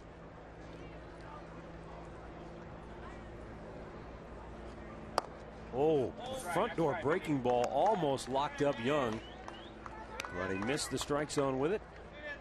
Well, it just wraps around the inside corner. But, when you're looking for that fastball or that slider away and then he throws that with 2 strikes, and if he hits with it, there's no chance. Hit hard to short. It eats up Donald and Karam's shallow left field. Yeah, that ball, he made a mistake. He didn't locate it, and I'll tell you what, Young jumped on it in a hurry. It's self-defense for J.D. You're on the backhanded side. That ball gets on you in a hurry. Crawls up his arm, trickles into left field. It'll go as a base hit. 2-out hit for Young. Hard as they try, the groundskeepers, there's not much you can do. These infields get hard in a hurry. And it hasn't rained all year. I mean, you water it a lot. Nothing waters it like rain, natural rainfall, though. But these infields out here, awfully hard. Jeff Blum, we talked about it earlier. He's one of 2 guys to homer in the only at-bat of a World Series game, a World Series that he participated in. Kirk Gibson, the other, he homered in game 1. It was the only at-bat he had because he could barely get around the bases. He was hobbled badly by knee injuries. But it was a tremendous moment in World Series history. And, of course, that Gibson home run came at the expense of Tony La Russa and the Oakland A's. And Tony and Dave Duncan, his pitching coach, are in attendance here today watching Shelley Duncan and the Indians.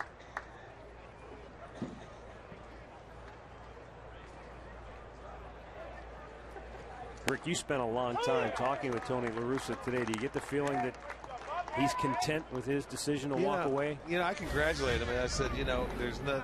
He picked the perfect time to do it after a World Series. He says, he knows it. He realized he spent 50 years, in uniform, managing, coaching, playing. And yes, he's thrilled to death. He's going to do some work right now with the commissioner's office. He'll end up doing something in baseball. His wife will kick him out of the house. He can't stay home. But he was thrilled the way it ended. He said it fooled him. He couldn't believe it. And it was fun talking to him today. So he's out spending some time in Arizona now and get down to Florida. You look back on it, maybe it's not a fair comparison, but the Cardinals a year ago, I guess I think back to the '97 Indians, the team that nobody expected to get there. And, of course, the Cardinals finished the deal, but they finished it as well. Atlanta opened the door, and they just ran through it. I mean, they were playing a playoff game for the last 3 weeks, almost a month. They were 10.5 back at the end of August. That's the big difference between them and the '97 Indians club, is that they had to fight like crazy just to get into the playoffs. They sure did. And once they got there, you ended up having to beat Philadelphia, beat Milwaukee.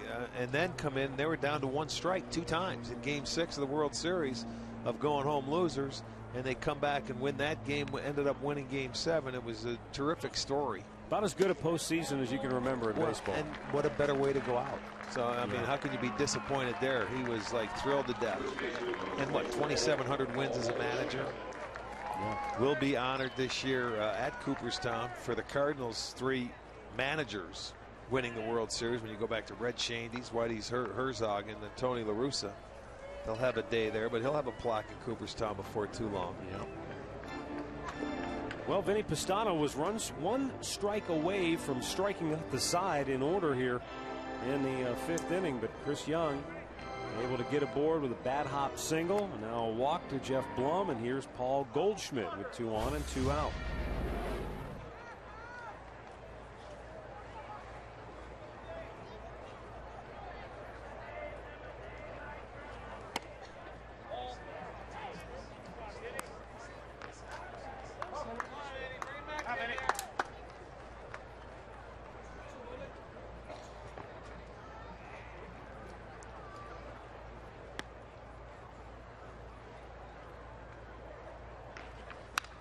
right back to the screen. And the count 1-1. Well, he'd like to have that one back. Goldsmith had a good swing on that pitch right there, right straight back.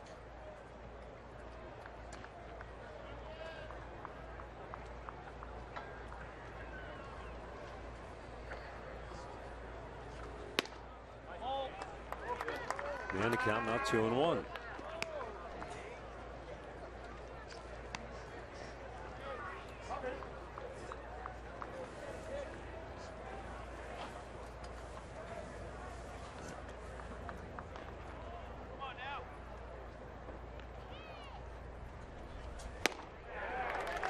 Two balls, two strikes, 2 on, 2 out.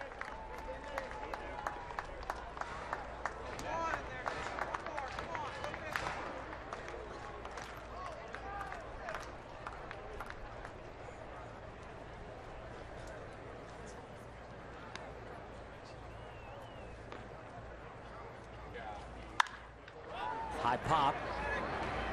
Shallow right. Long run for Spilborghs. He lost it in the sun, and now it drops in foul territory. Ward Phelps was the closest man to it. Spilborghs had a beat on it for a while, but it looked like Rick, he just lost it the last 10 feet on the run. That's the Arizona sky and the Arizona sun, time of day, and that's right over there in the triangle. First base, you're not going to make a play. Look at second, where Phelps is trying to get over there and make a play. Can't do it. It's just sometimes impossible to see a baseball. And anytime you see they have the glasses down, but anytime you'll hear the infielders when a ball is hit, they'll tell you to break in, or they're trying to help the outfielders all they can.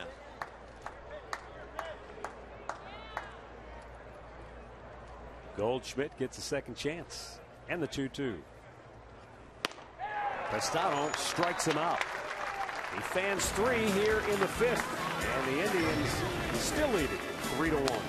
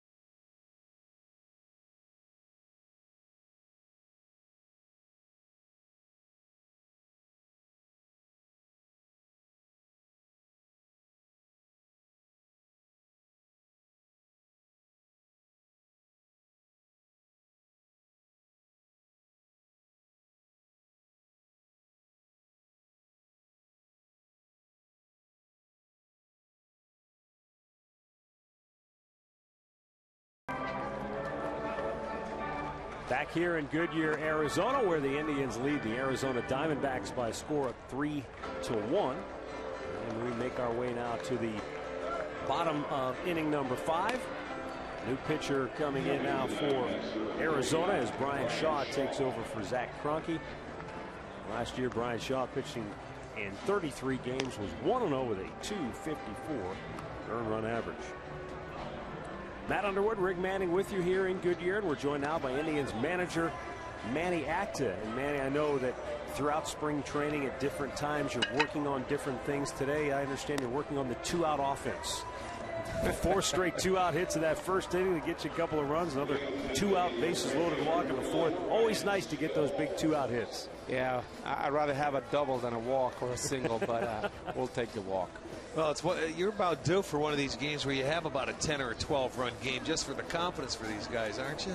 Yes, we had one of those last week, but we need to be more consistent putting up those 10 spots on the board here in Arizona.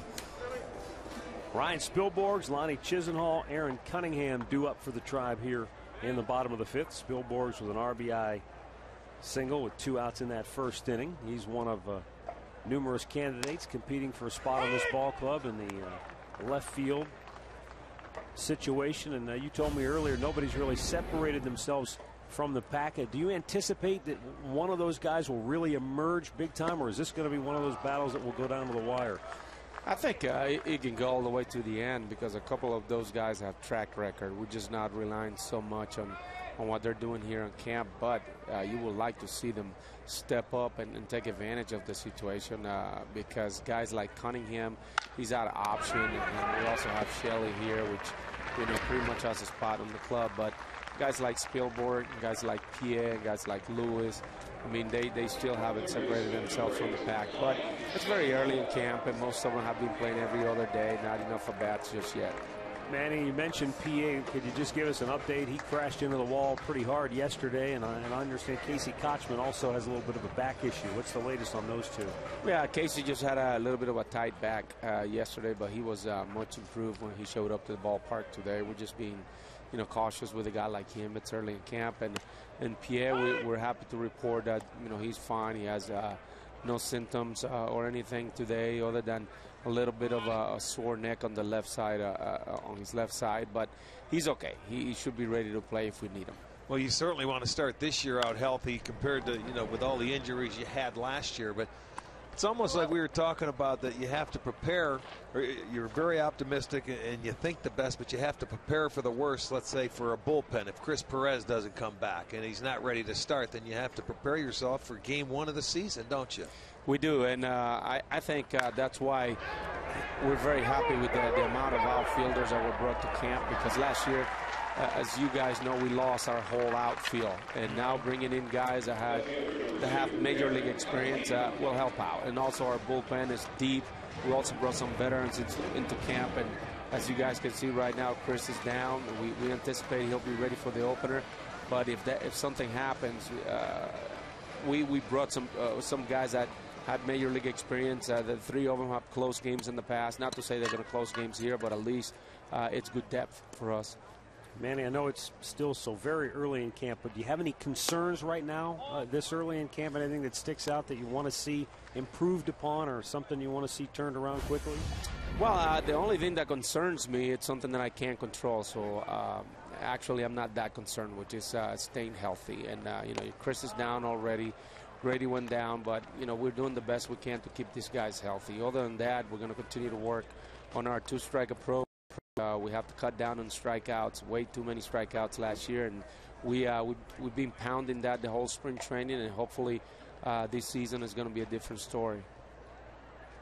Well, I saw today where Rafael Perez was throwing out on the mound, and you guys were out there looking behind him. We haven't seen him yet. How is he doing? He's doing well. He threw another full bullpen today, as you pointed out, and he felt good. So the next step is going to be he's going to take a couple of days off, and then he's going to throw to live hitters, and we'll go from there. I think by the end of this week we might see him in a game. Cunningham right back to the mound, and a 1-2-3 inning. First time the Tribe's gone in order today. Manny, thanks for stopping by. Appreciate your time. Best of luck to you. All right, guys. Thank you. Manny active with us through 5. It's the Indians 3 and the Diamondbacks 1.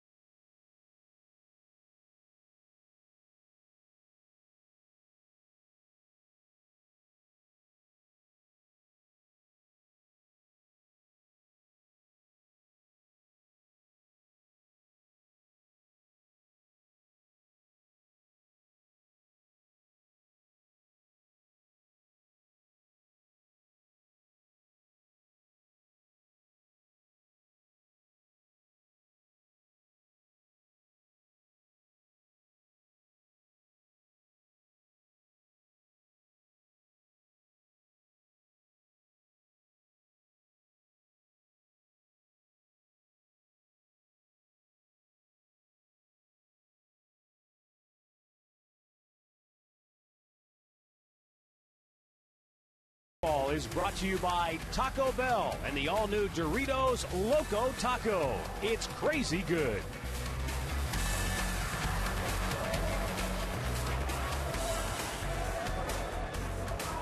3-1, Cleveland leading Arizona. We go to the 6th inning. Bottom third of the order due up for the D-backs. We'll see if they have any changes when they come to the plate. For the Indians, the new pitcher, it's Dan Wheeler, the 4th Indians pitcher to work here today. Well, here's one of the guys that Manny Atkins was talking about. You know, veteran bullpen guys that are coming into camp and hopefully can help them out of the bullpen depending on what they need. Veteran that's been around, Houston, Tampa Bay, Boston last year he spent time with. Guerrero goes into center field for Brantley.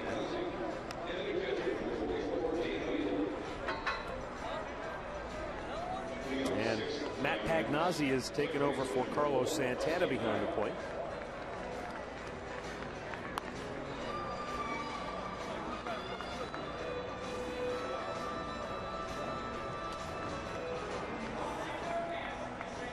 And Matt Pagnozzi, according to Dave Duncan, did a terrific job a couple of years ago for the Cardinals in late season call-up duty. Of course, his uncle, Tom Pagnozzi, was a terrific catcher for the St. Louis Cardinals. Off the end of the bat toward right. Spielberg's breaking in, and he short hopped it in right field. He made a terrific effort, but just couldn't get to it because that ball cracked the bat. Didn't travel very far. But Rial is on to start the 6th for Arizona. Yeah, you just keep right on coming, and you're right, it was a short hop. And out here in Arizona, you have to, the ball carries so well, you have to make sure you play a little bit deeper than normal. So though you're going to see a lot of hits that fall like that throughout the course of the spring. Henry Blanco 0 for 2. Try and get something going here. The Diamondbacks, they haven't played very well this spring as far as offense. They haven't scored a lot of runs. They did have a come from behind victory yesterday. But as a team, they're not hitting very well. The Indians haven't scored a lot of runs this spring.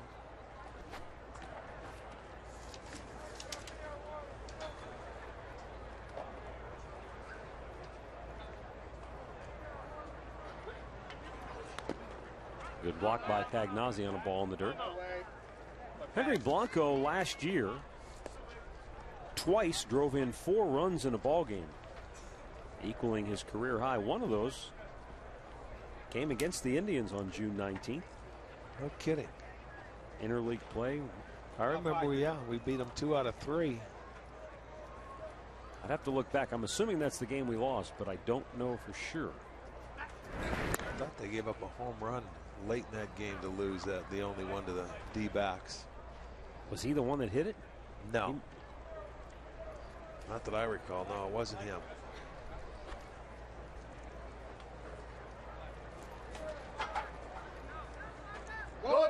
Runner goes, pitch up high, throw down. Not in time. Rusty Rial with a stolen base.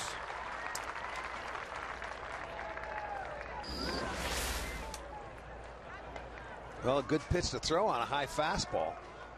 Pagnozzi comes up, throws a little high, and he slides in safely. So they've got a man in scoring position and nobody out.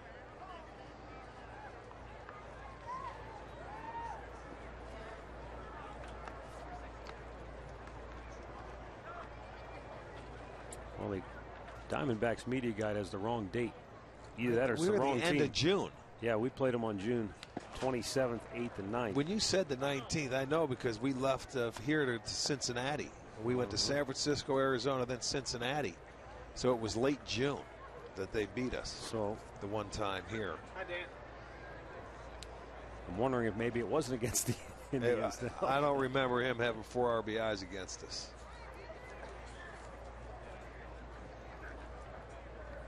But it's a good note. We could use it today's game. We'll use it anyway. He also did it, according to the media guide, allegedly against the Brewers. Allegedly.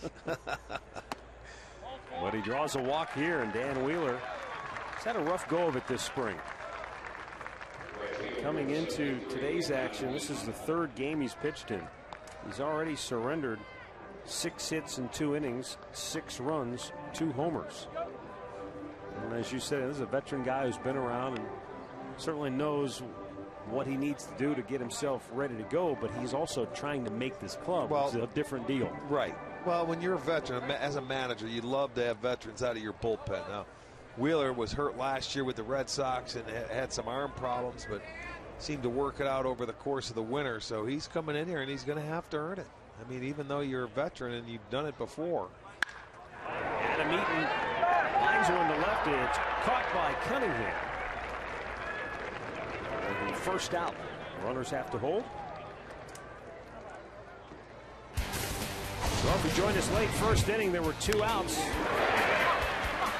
And then the Indians rallied. Shelley Duncan with a 2-out RBI single. 2 batters later, Ryan Spilborghs wrapped one up the middle. And the Tribe had a 2-0 lead. They would add a run in the 4th with a 2-out bases loaded walk. And it's 3-1 Cleveland. Top of the order, Willie Bloomquist.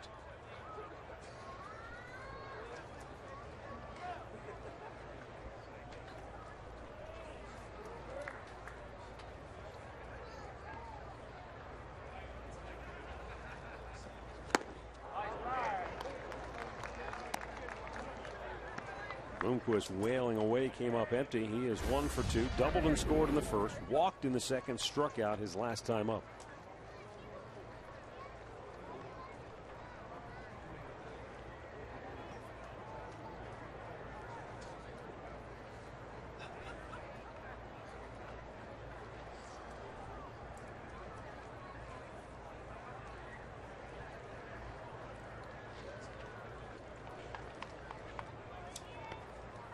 David.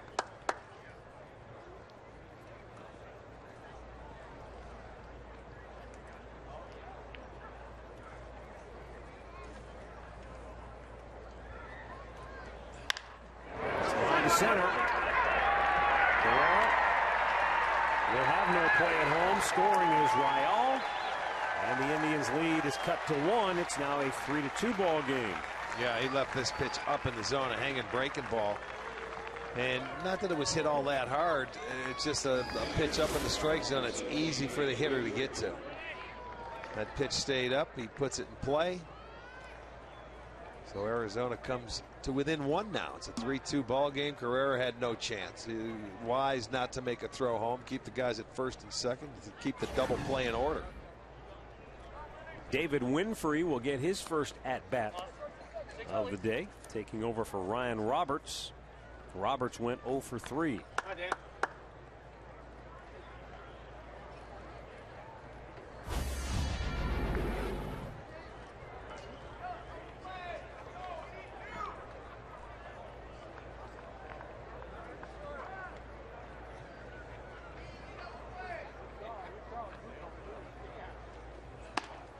Pitch inside for ball 1.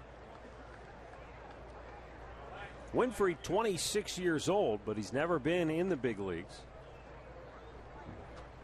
Second season with the Diamondbacks after beginning his career with the Minnesota Twins organization.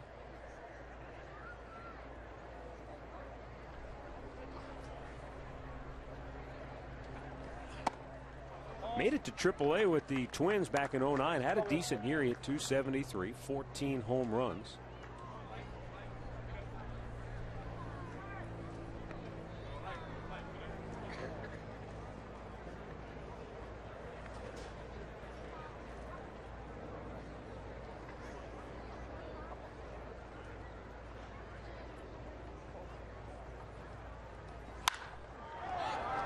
High pop.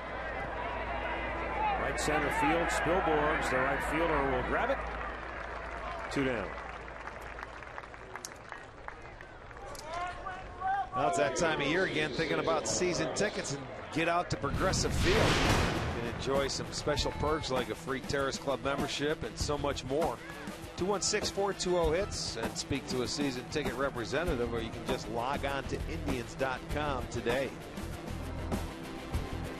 It'll be here before you know it.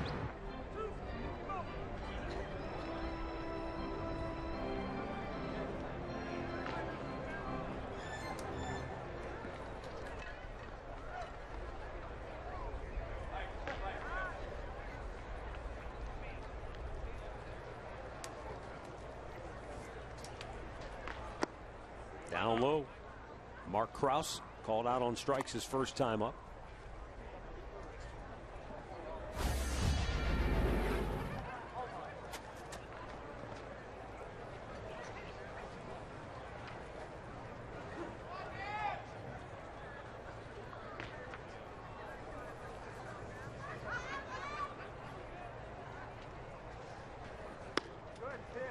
In there for a strike. Mark Krause, born in Deschler, Ohio. Went to Henry High School, which is located in Hamler, Ohio. And where's that? Those are two places I haven't heard of. I am going to have to look it up because to be honest, I don't know.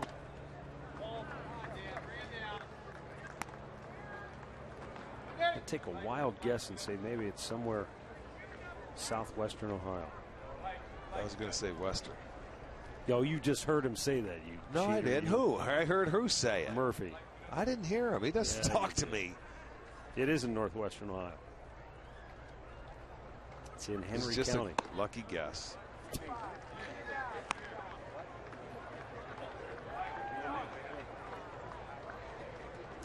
Boy, you jumped on me in a hurry. Holy smokes, you mad at me for something? Chef Tell.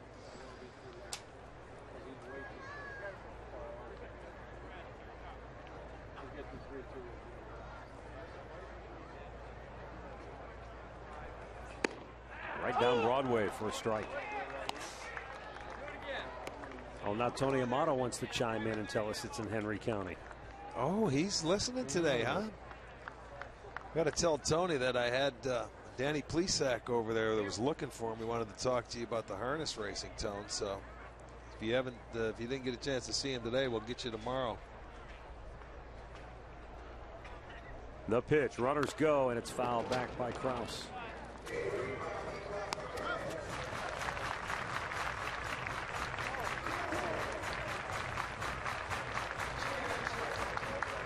Tony and Marty and Josh and Willie, Frank, some salty, Mike. There's some salty characters down there. Well, they've been here working already, you know, for a month. They're past midseason form. They need a break. Here's a 3-2. Again, the runners go, and again, it's fouled off. Maybe they should just have one day every spring where the players take their own laundry home and do it themselves. Give those guys a day off. Well, there will be a day off this spring, but I don't think they'll still have work to do. They'll still have to show up. Someone always shows up.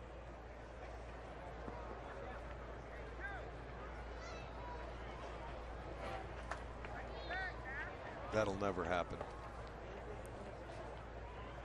The 3-2. Again, the runners go. He strikes them out to end the inning. Diamondbacks pick up a run. We go to the bottom of the sixth. 3-2 Cleveland.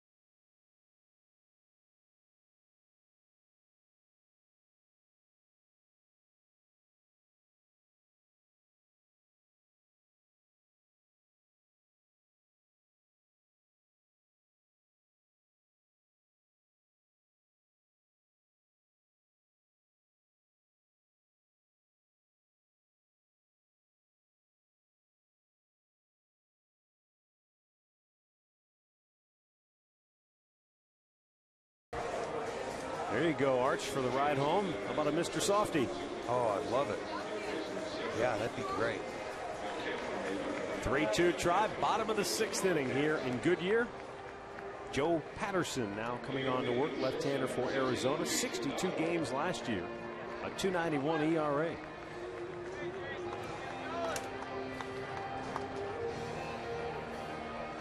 More changes to tell you about defensively for Arizona. We'll get to them in a moment. There's Ryan Buddy behind the plate.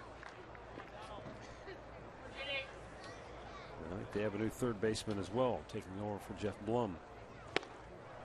Meanwhile, Jason Donald is swinging a miss. He's 2 for 2, couple of singles today.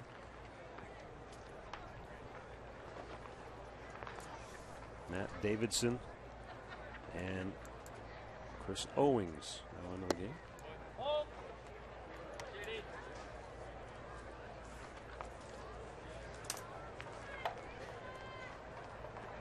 Well, JD is trying to make that utility infielder role. Takes a called third right there. Take a look back at what JD did early in the game. Here in the 2nd inning, right back up the middle. And then in the 4th, right back up the middle. That's not a bad approach right there. Both of them up the middle. 2 for 3 this afternoon. And he's going to get a look. He's playing short, but he'll play other infield positions. And later in the spring, they say they're going to give him an opportunity to play outfield, left field. Make him a true utility guy where he can play all over. Well, he's got a terrific attitude. You know, He's just, a good hey, kid. Where do you want me to go? I'll go there. Well, he wants to play, man. And you know what? You get in here and he just wants at bats like any big leaguer. You tell me what to do. I'm ready to go.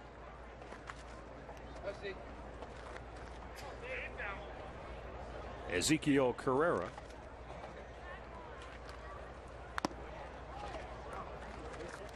Staying alive here, 0-2.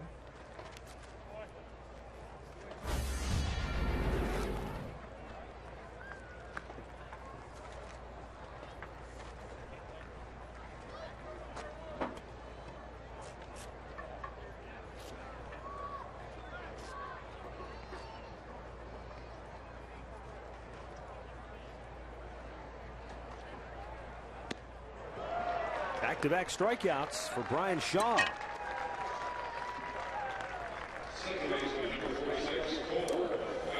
Well, you can save big with the Indians and flex plans presented by Discount Drug Mart.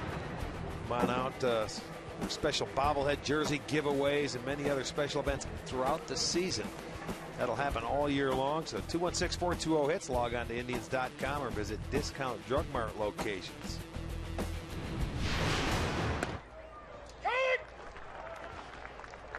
Brian Shaw's not messing around. Oh, excuse me, Joe Patterson. That's right. Got to write his name down, Rick. That's all right. That's okay.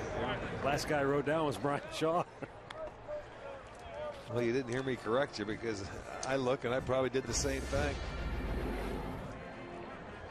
Cord Phelps with his first at bat here this afternoon. Maybe it is a good thing during the year they only have 25 guys out there because they can't make many changes.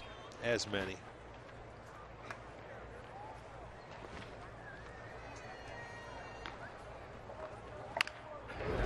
Batting foul.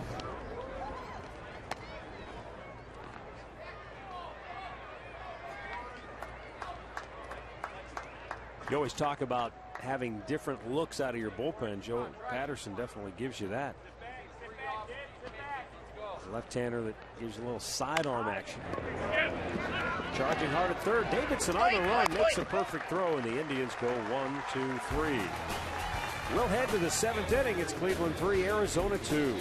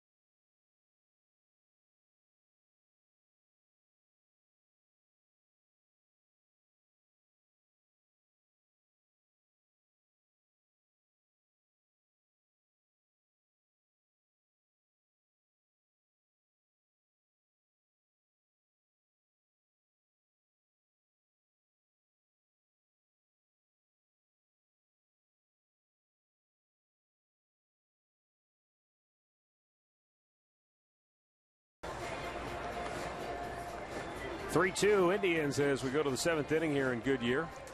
Now there's a different I was just going to say, is that our set? Is that our television? I don't know. I've never seen one like that.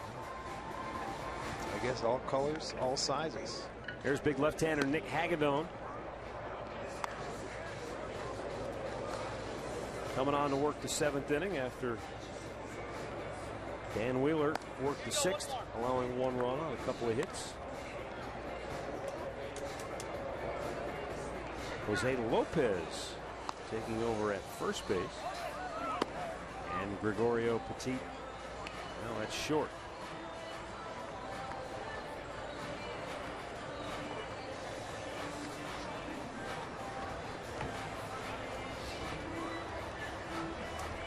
Nick Hagedorn, big left-hander, power left-hander. Certainly a guy that the Indians have high hopes for. Question is, when's it all going to sort of just fall into place for him? Well, it's fastball command for Hagedorn. He's got a very live arm. He's a big guy. It's a matter of just, you know, getting in the strike zone, and he'll do that because he's a strikeout pitcher. I mean, he's had issues. Last year he came in and he could walk you, but boy, when he can throw strikes, awfully tough. So I guess it's just a matter of fine-tuning.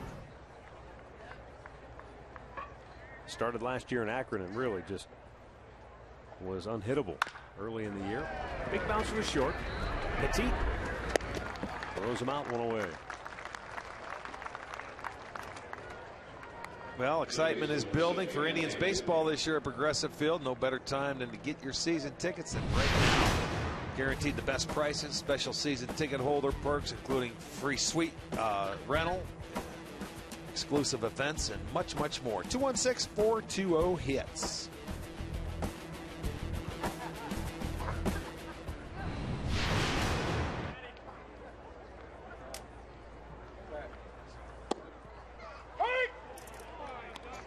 Matt Davidson getting his first at-bat today.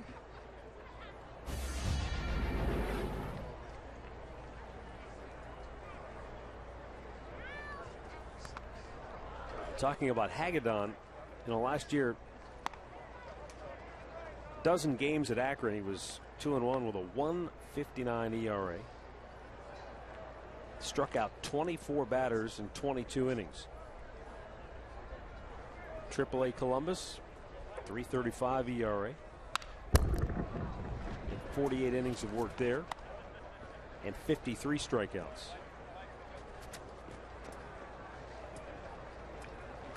And he's 26 years old, so it's that time. Yeah, you still think of him as a young prospect, but this could be a year where he really makes his move. Well, when you get through the injuries and you get healthy, and it's time. You know, secondary pitch, there's a breaking ball there, things you have to work on. But he's going to be around, a left-hander that they certainly can use. You always like a power lefty coming out of the bullpen. The Indians went many times and many years where they didn't even have a lefty coming out of the pen. They have 2 now with Tony Sipp and Rafael Perez. This guy is just another addition, but you know, he can't come up here and make, I don't think, one of the 2 roster spots on this team. They're going to want to pitch him. They want this kid to keep going and improve. So you can't bring a guy up and make him like a long man if he doesn't, you know, get into that rotation and pitch 70 times a year.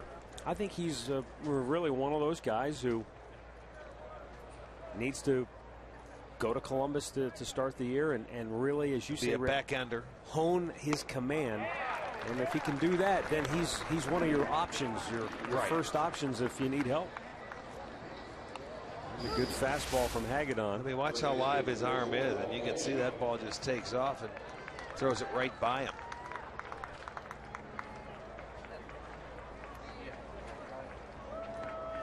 You know, in some ways, you think of him as it could be potentially, you know, as somebody like a Matt Thornton, because there aren't a lot of hard-throwing lefties in bullpens. Most of them are hope finesse he's like guys. a Matt Thornton. Are you kidding me? Oh. Yeah, that guy, Matt Thornton, is. He's been a valuable. The only thing Matt Thornton hasn't been able to do is close. Well, but he had the opportunity last year and couldn't do it. Exactly. But in the setup role or anywhere in between, he's been pretty good. Jose Lopez grabs that in foul territory, and a perfect inning for Nick Hagedon. Stretch time in Goodyear, 3-2 Cleveland.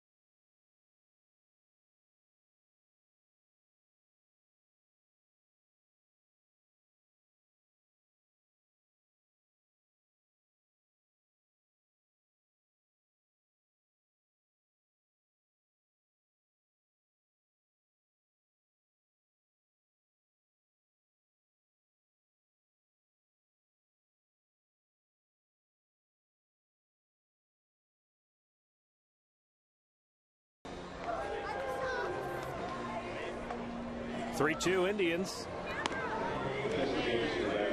Bottom of the 7th inning. Yeah, they know. Looking right into the camera. And Jensen Lewis coming on to pitch for the Arizona Diamondbacks in camp as a non-roster invite. Trying to latch on with the D-backs after he spent last year, part of last year at AAA Columbus. Ryan Wheeler takes over at first base for AZ. And A.J. Pollock is now in center. Fouled off the end of the bat by Pagnazzi, and part of the end of his bat went flying off, so he'll need a new piece of lumber.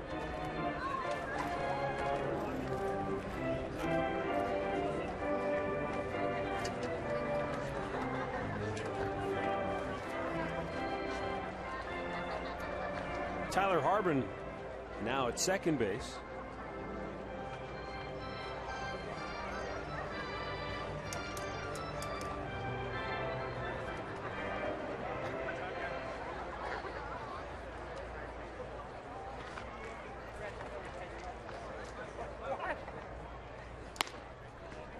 Pitch up and away. 1 ball, 1 strike.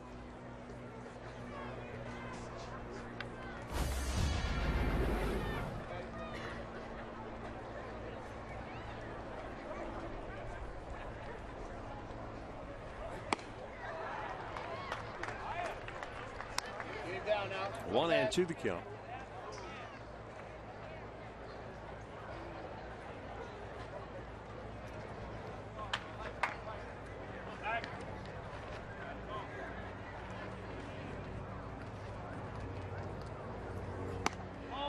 A little bit high. 2-2. Come on, kid.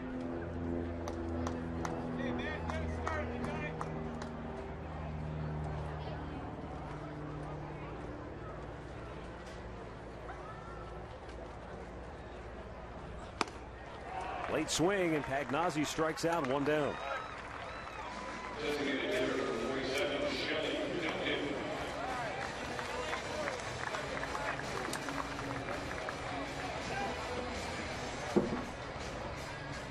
Jensen Lewis, a product of Vanderbilt, and I'm sure he's talking nonstop about their basketball program. He's talking nonstop regardless of whether he's talking about their basketball program or not. Well, there was a story you and I both saw in the Arizona paper early this spring about Jensen doing his announcer imitation in the D-backs clubhouse. He's not going to sneak in under the radar. No, he likes the chirp. Jensen's he was a good guy over here. Diehard, Browns fan, Cavs fan, loved all Cleveland sports. Yeah, even though he grew up primarily down in Cincinnati. Right. But loved all the Cleveland sports franchises.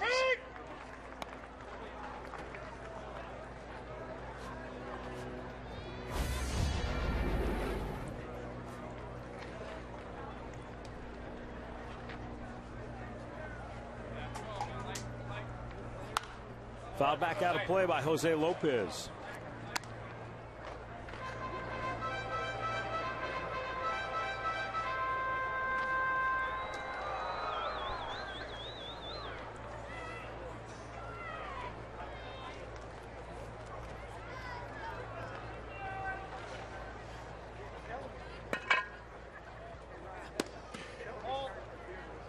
One and two the count.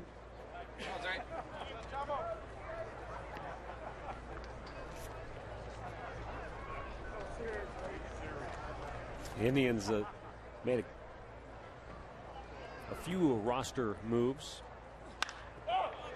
but Maniac says he's expecting probably a bigger cut down coming up in the next couple of days here in Arizona, because the Indians still have almost 60 players in camp.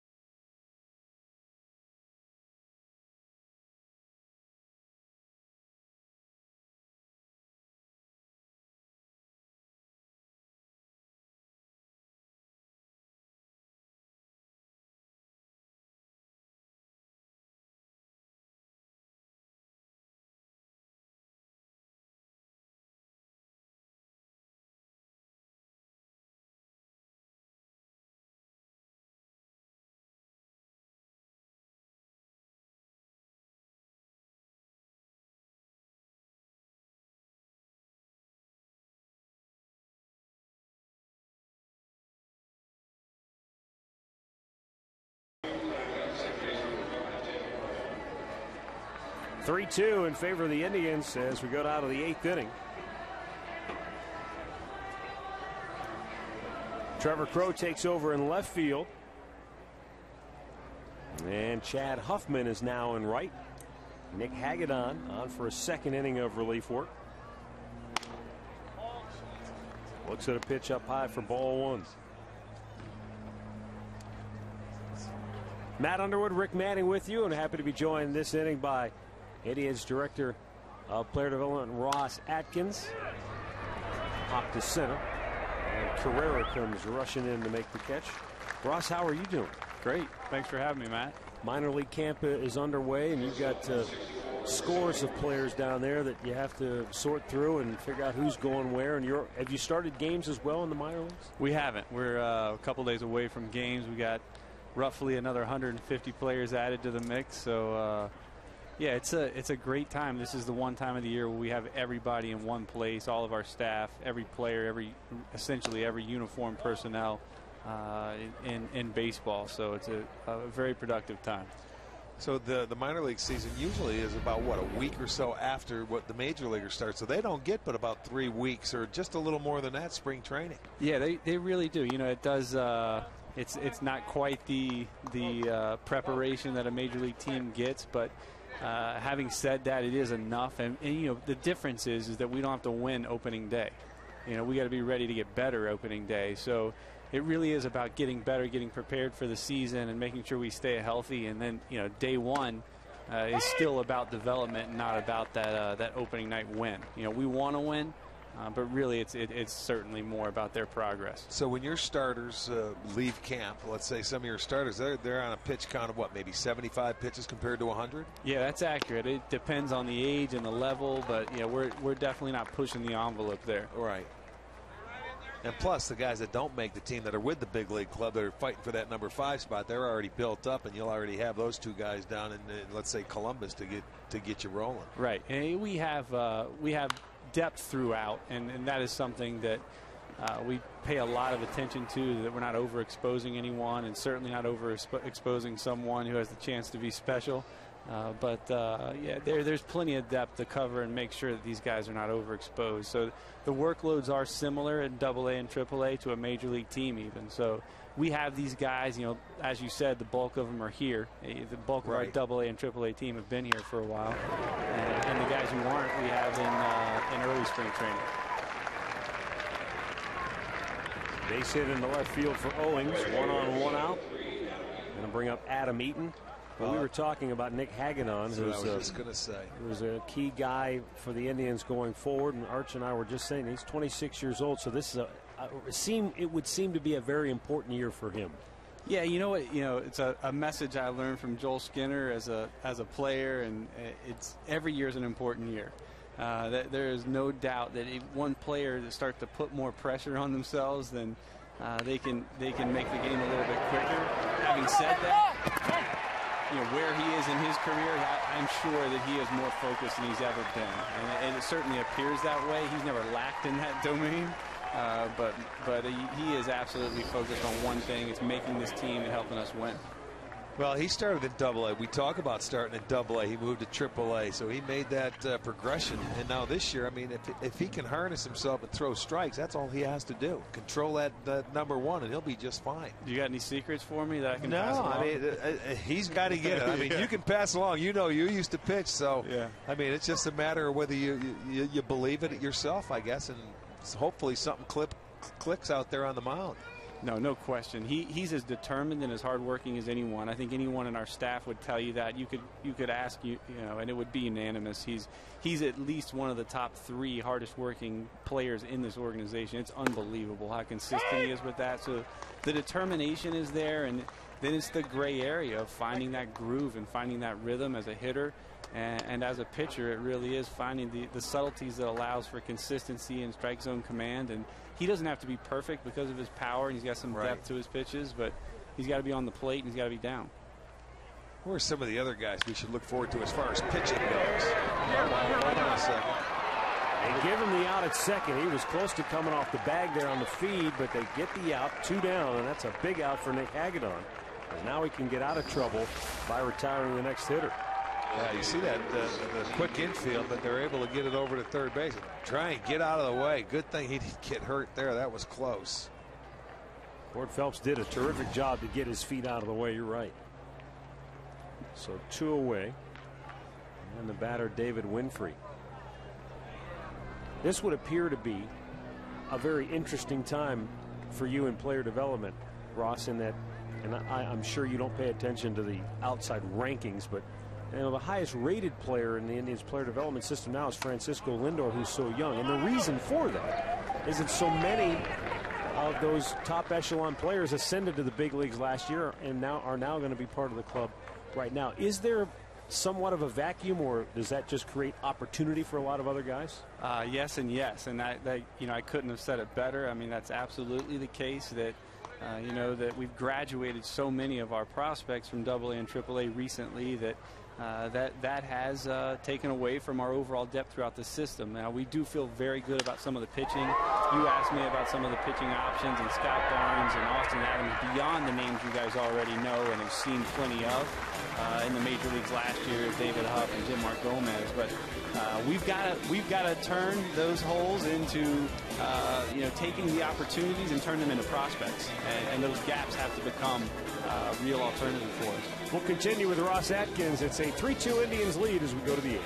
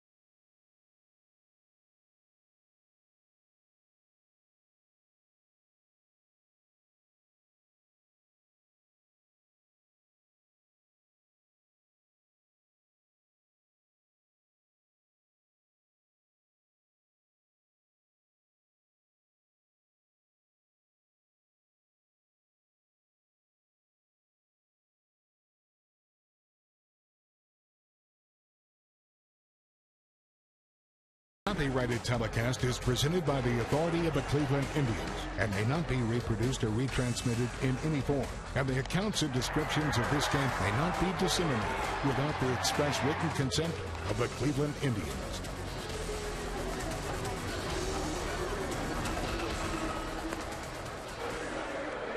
Back here in Goodyear, Arizona, on just another spectacular day. 3-2, Indians on top, bottom of the 8th inning, and Evan Marshall is the new pitcher now for Arizona. Last year at Single A Visalia.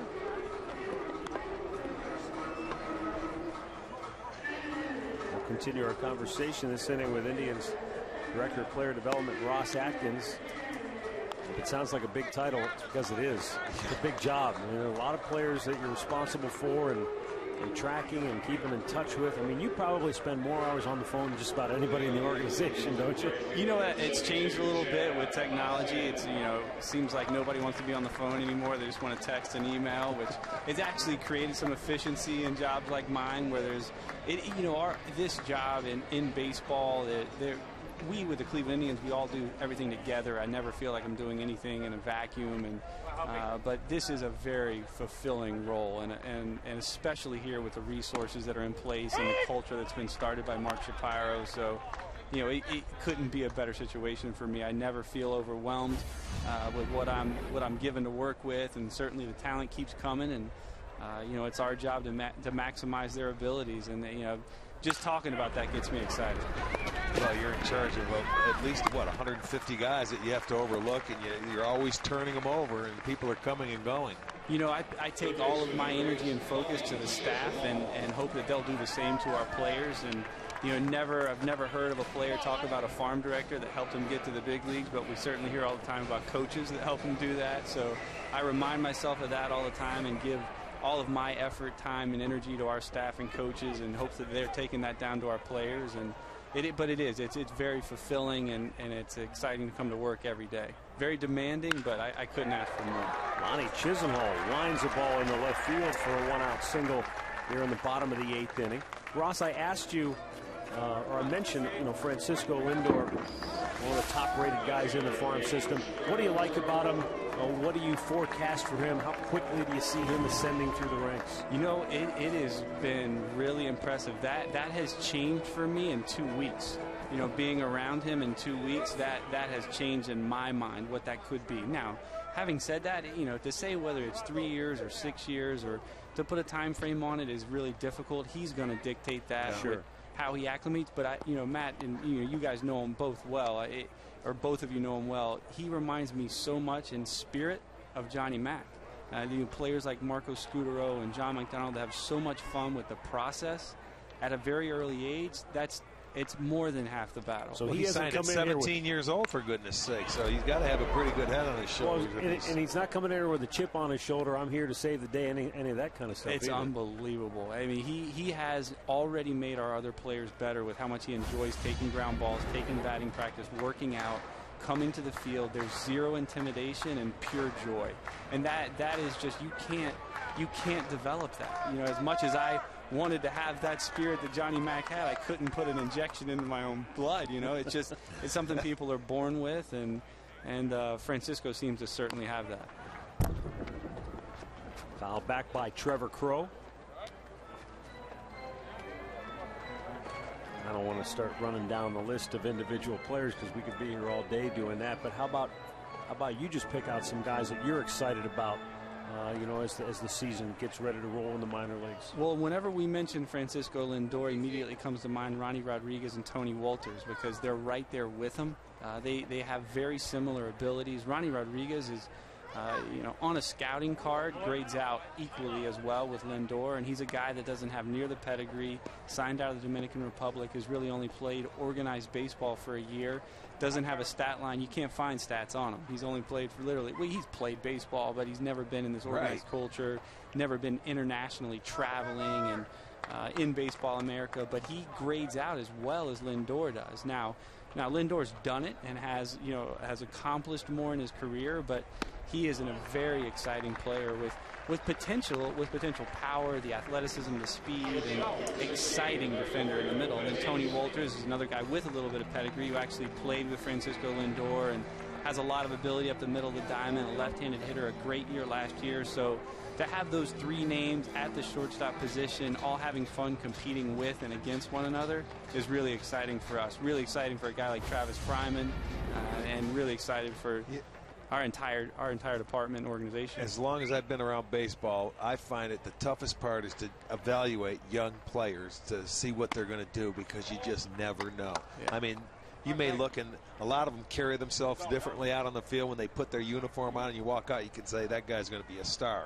But I'm saying it's hard to predict these kids. I mean, one day they can look so good, the next they can look so bad. It's just a matter of how they make it, throughout the course of their career.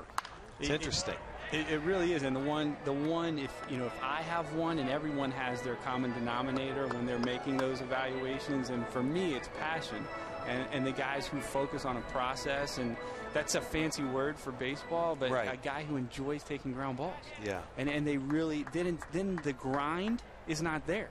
There is no grind. It's the true love. No, it's a love, right? I mean, you can't judge that. You can't scout that. You can't predict that. I mean, you're born and raised like that from your parents and how you come up. That's true. That's part of the process of the game of baseball. That's it. And you do see it. You do see it over a course of a 30-day instructional league, and over the course of a spring training. Guys will separate themselves. Right. Who has that true passion? Yeah, it always center field, a base hit. To the ball player will separate themselves from wherever, whatever environment they are in. No question. To take nothing at all away from the hundreds of incredibly talented and hardworking coaches and managers and instructors there are in the minor leagues, how fortunate are you to have a guy like Travis Fryman with that pedigree working at such a low level with the guys who you're just bringing into the system to get their first taste of baseball from a guy who's been there and done it all? It's unbelievable. I tell him, I tell everyone, he doesn't want to hear it, but everyone I work with, it is to have him setting such a high standard with his preparation, work ethic, his passion for baseball, his attention to detail, with his pedigree and his really lack of desire to be anywhere else except for working with young players to help them realize their potential. It separates us. It's such a clear separator. We feel very fortunate to have him. I always felt that if you could have guys like that start at your minor leagues, where it's the most important part of your system, it'd be priceless. Ross, thanks for stopping by. We appreciate your time. Good luck this year. Thanks a lot. Indians Director of Player Development Ross Atkins with us. 3-2 Cleveland as we go to the ninth.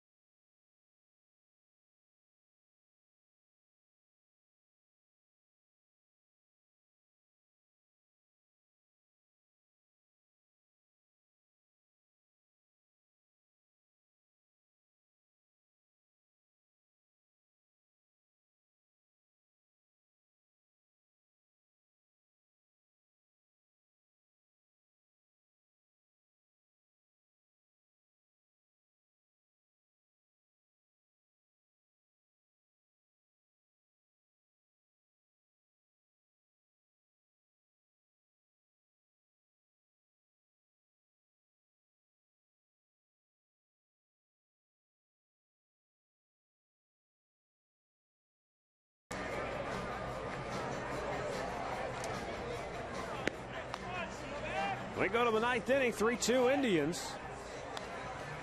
And Jeremy Accardo will come on to try to close it out for the Tribe. I like the way Ross was talking. You see how when he started talking about passion in these kids, I mean, you can see it. He just lights up with it, doesn't he? Rick, he does love his job. Exactly. And you have to have that guy who's excited to come to work every day in that job, because it can be overwhelming. He pitched professionally in the Indians organization. So, I mean, for a guy to do that did spend time professionally in there, you got to love it, and he certainly does. Fun guy to talk to. He didn't want to leave. Well, and the Indians are one of those organizations, not unlike a number of other clubs, who rely heavily on their minor league development system. Juan Diaz, there's a guy who could potentially be a big leaguer one day. Gregorio Petit taking over at third base. But Juan Diaz, he's every bit of 6'4". He's a switch hitter, rangy. You know, here's a guy that if it all comes together for him, who knows? This could be a potential guy that the Indians see at the big leagues one day. But you're right, they rely on that farm system to try and produce guys, and hey, sometimes it doesn't always work through the draft. You try to draft your own guys and develop it. It's a crapshoot like anything. Right, sometimes it doesn't work, and that's why you have to make good trades. And sometimes you get those young minor league players from other organizations, and then you have to develop those players, like Grady Sizemore, like Brandon Phillips once upon a time. Yeah, when you're a smaller market team than your big ones, like, you know, that can go out and spend the money on free agents, unlike most teams cannot. You have to draft and develop well. You have to, you have to have a good minor league system that you can keep producing youth coming up and at least challenging for spots at the big league level. That's all a part of the game. Swung on and missed. I mean, and in the last few years, they have had their difficulties when it comes to outfielders, as far as drive and developing outfielders. I mean, they're in a shortage of it. Well, what's also interesting with that, Rick, is Mark Krause tried to chase one in the dirt. Ignazi applies the tag, 1 down in the ninth. It wasn't that long ago. The Indians, there were no shortstops in the system. Right. And now, Ross says that they've got 3 pretty good ones. Now they're a ways away, but 3 pretty good ones that could roll quickly through the system. So sometimes I guess it goes in cycles. You have a so-called surplus at one spot and a shortage somewhere else. A.J. Pollock tries to drop the bunt down. Accardo, bare hand grab and throw, and no. Lopez couldn't haul it in. Down the line it goes. The tying run is in scoring position. I don't know if the runner ran into Lopez's glove, if that throw was a little up the line. They're just trying to get the tying run aboard, and so it's a heads-up play as the hitter. He barehands it. Look at the throws up the line. Yeah, and that ball goes off the tip of the glove of Lopez. It gets by him, so it's going to go as another error, and they get the tying run into scoring position.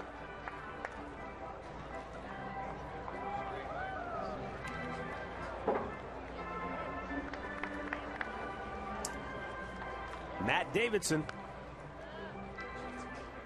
with the tying run in scoring position.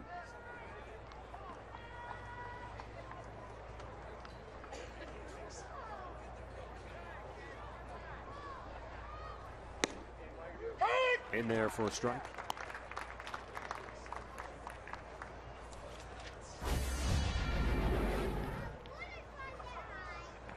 Rick and I will be back with you tomorrow afternoon when the Texas Rangers come to Goodyear.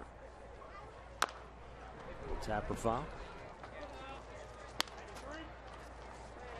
That'll be an interesting day tomorrow. Yu Darvish scheduled to pitch for the Texas Rangers.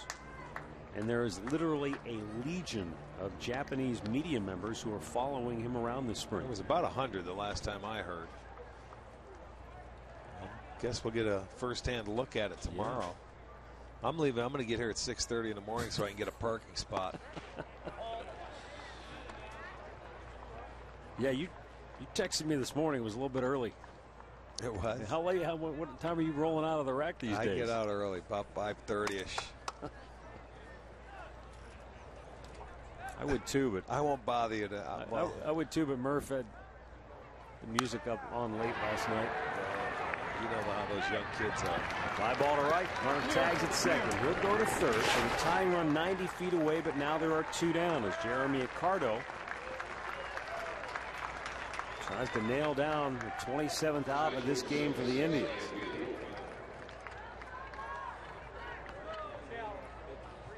And the batter will be Ryan Wheeler.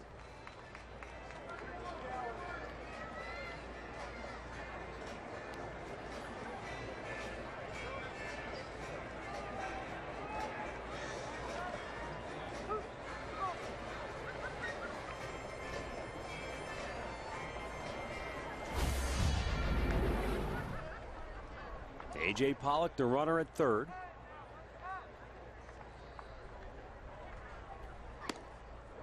Over the outside corner for a strike.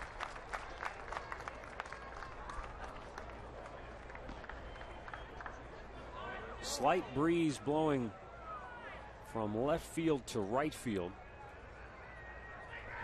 Swung out and missed. Good ball down and in, and Wheeler couldn't help himself. It's 0-2.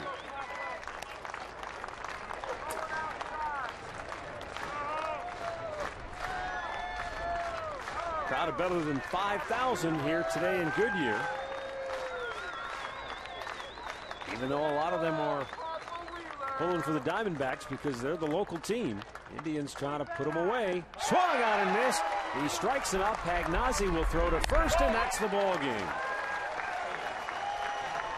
Accardo with a couple of Ks, and the Indians win it 3-2.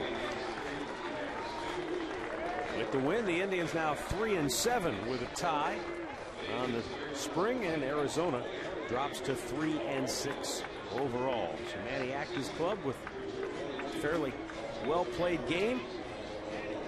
2-out hitting was the key early, and the pitching held it down at the end when they needed it. Yeah, second time they have beaten the D-backs. Kansler continues to roll. He gets an infield hit.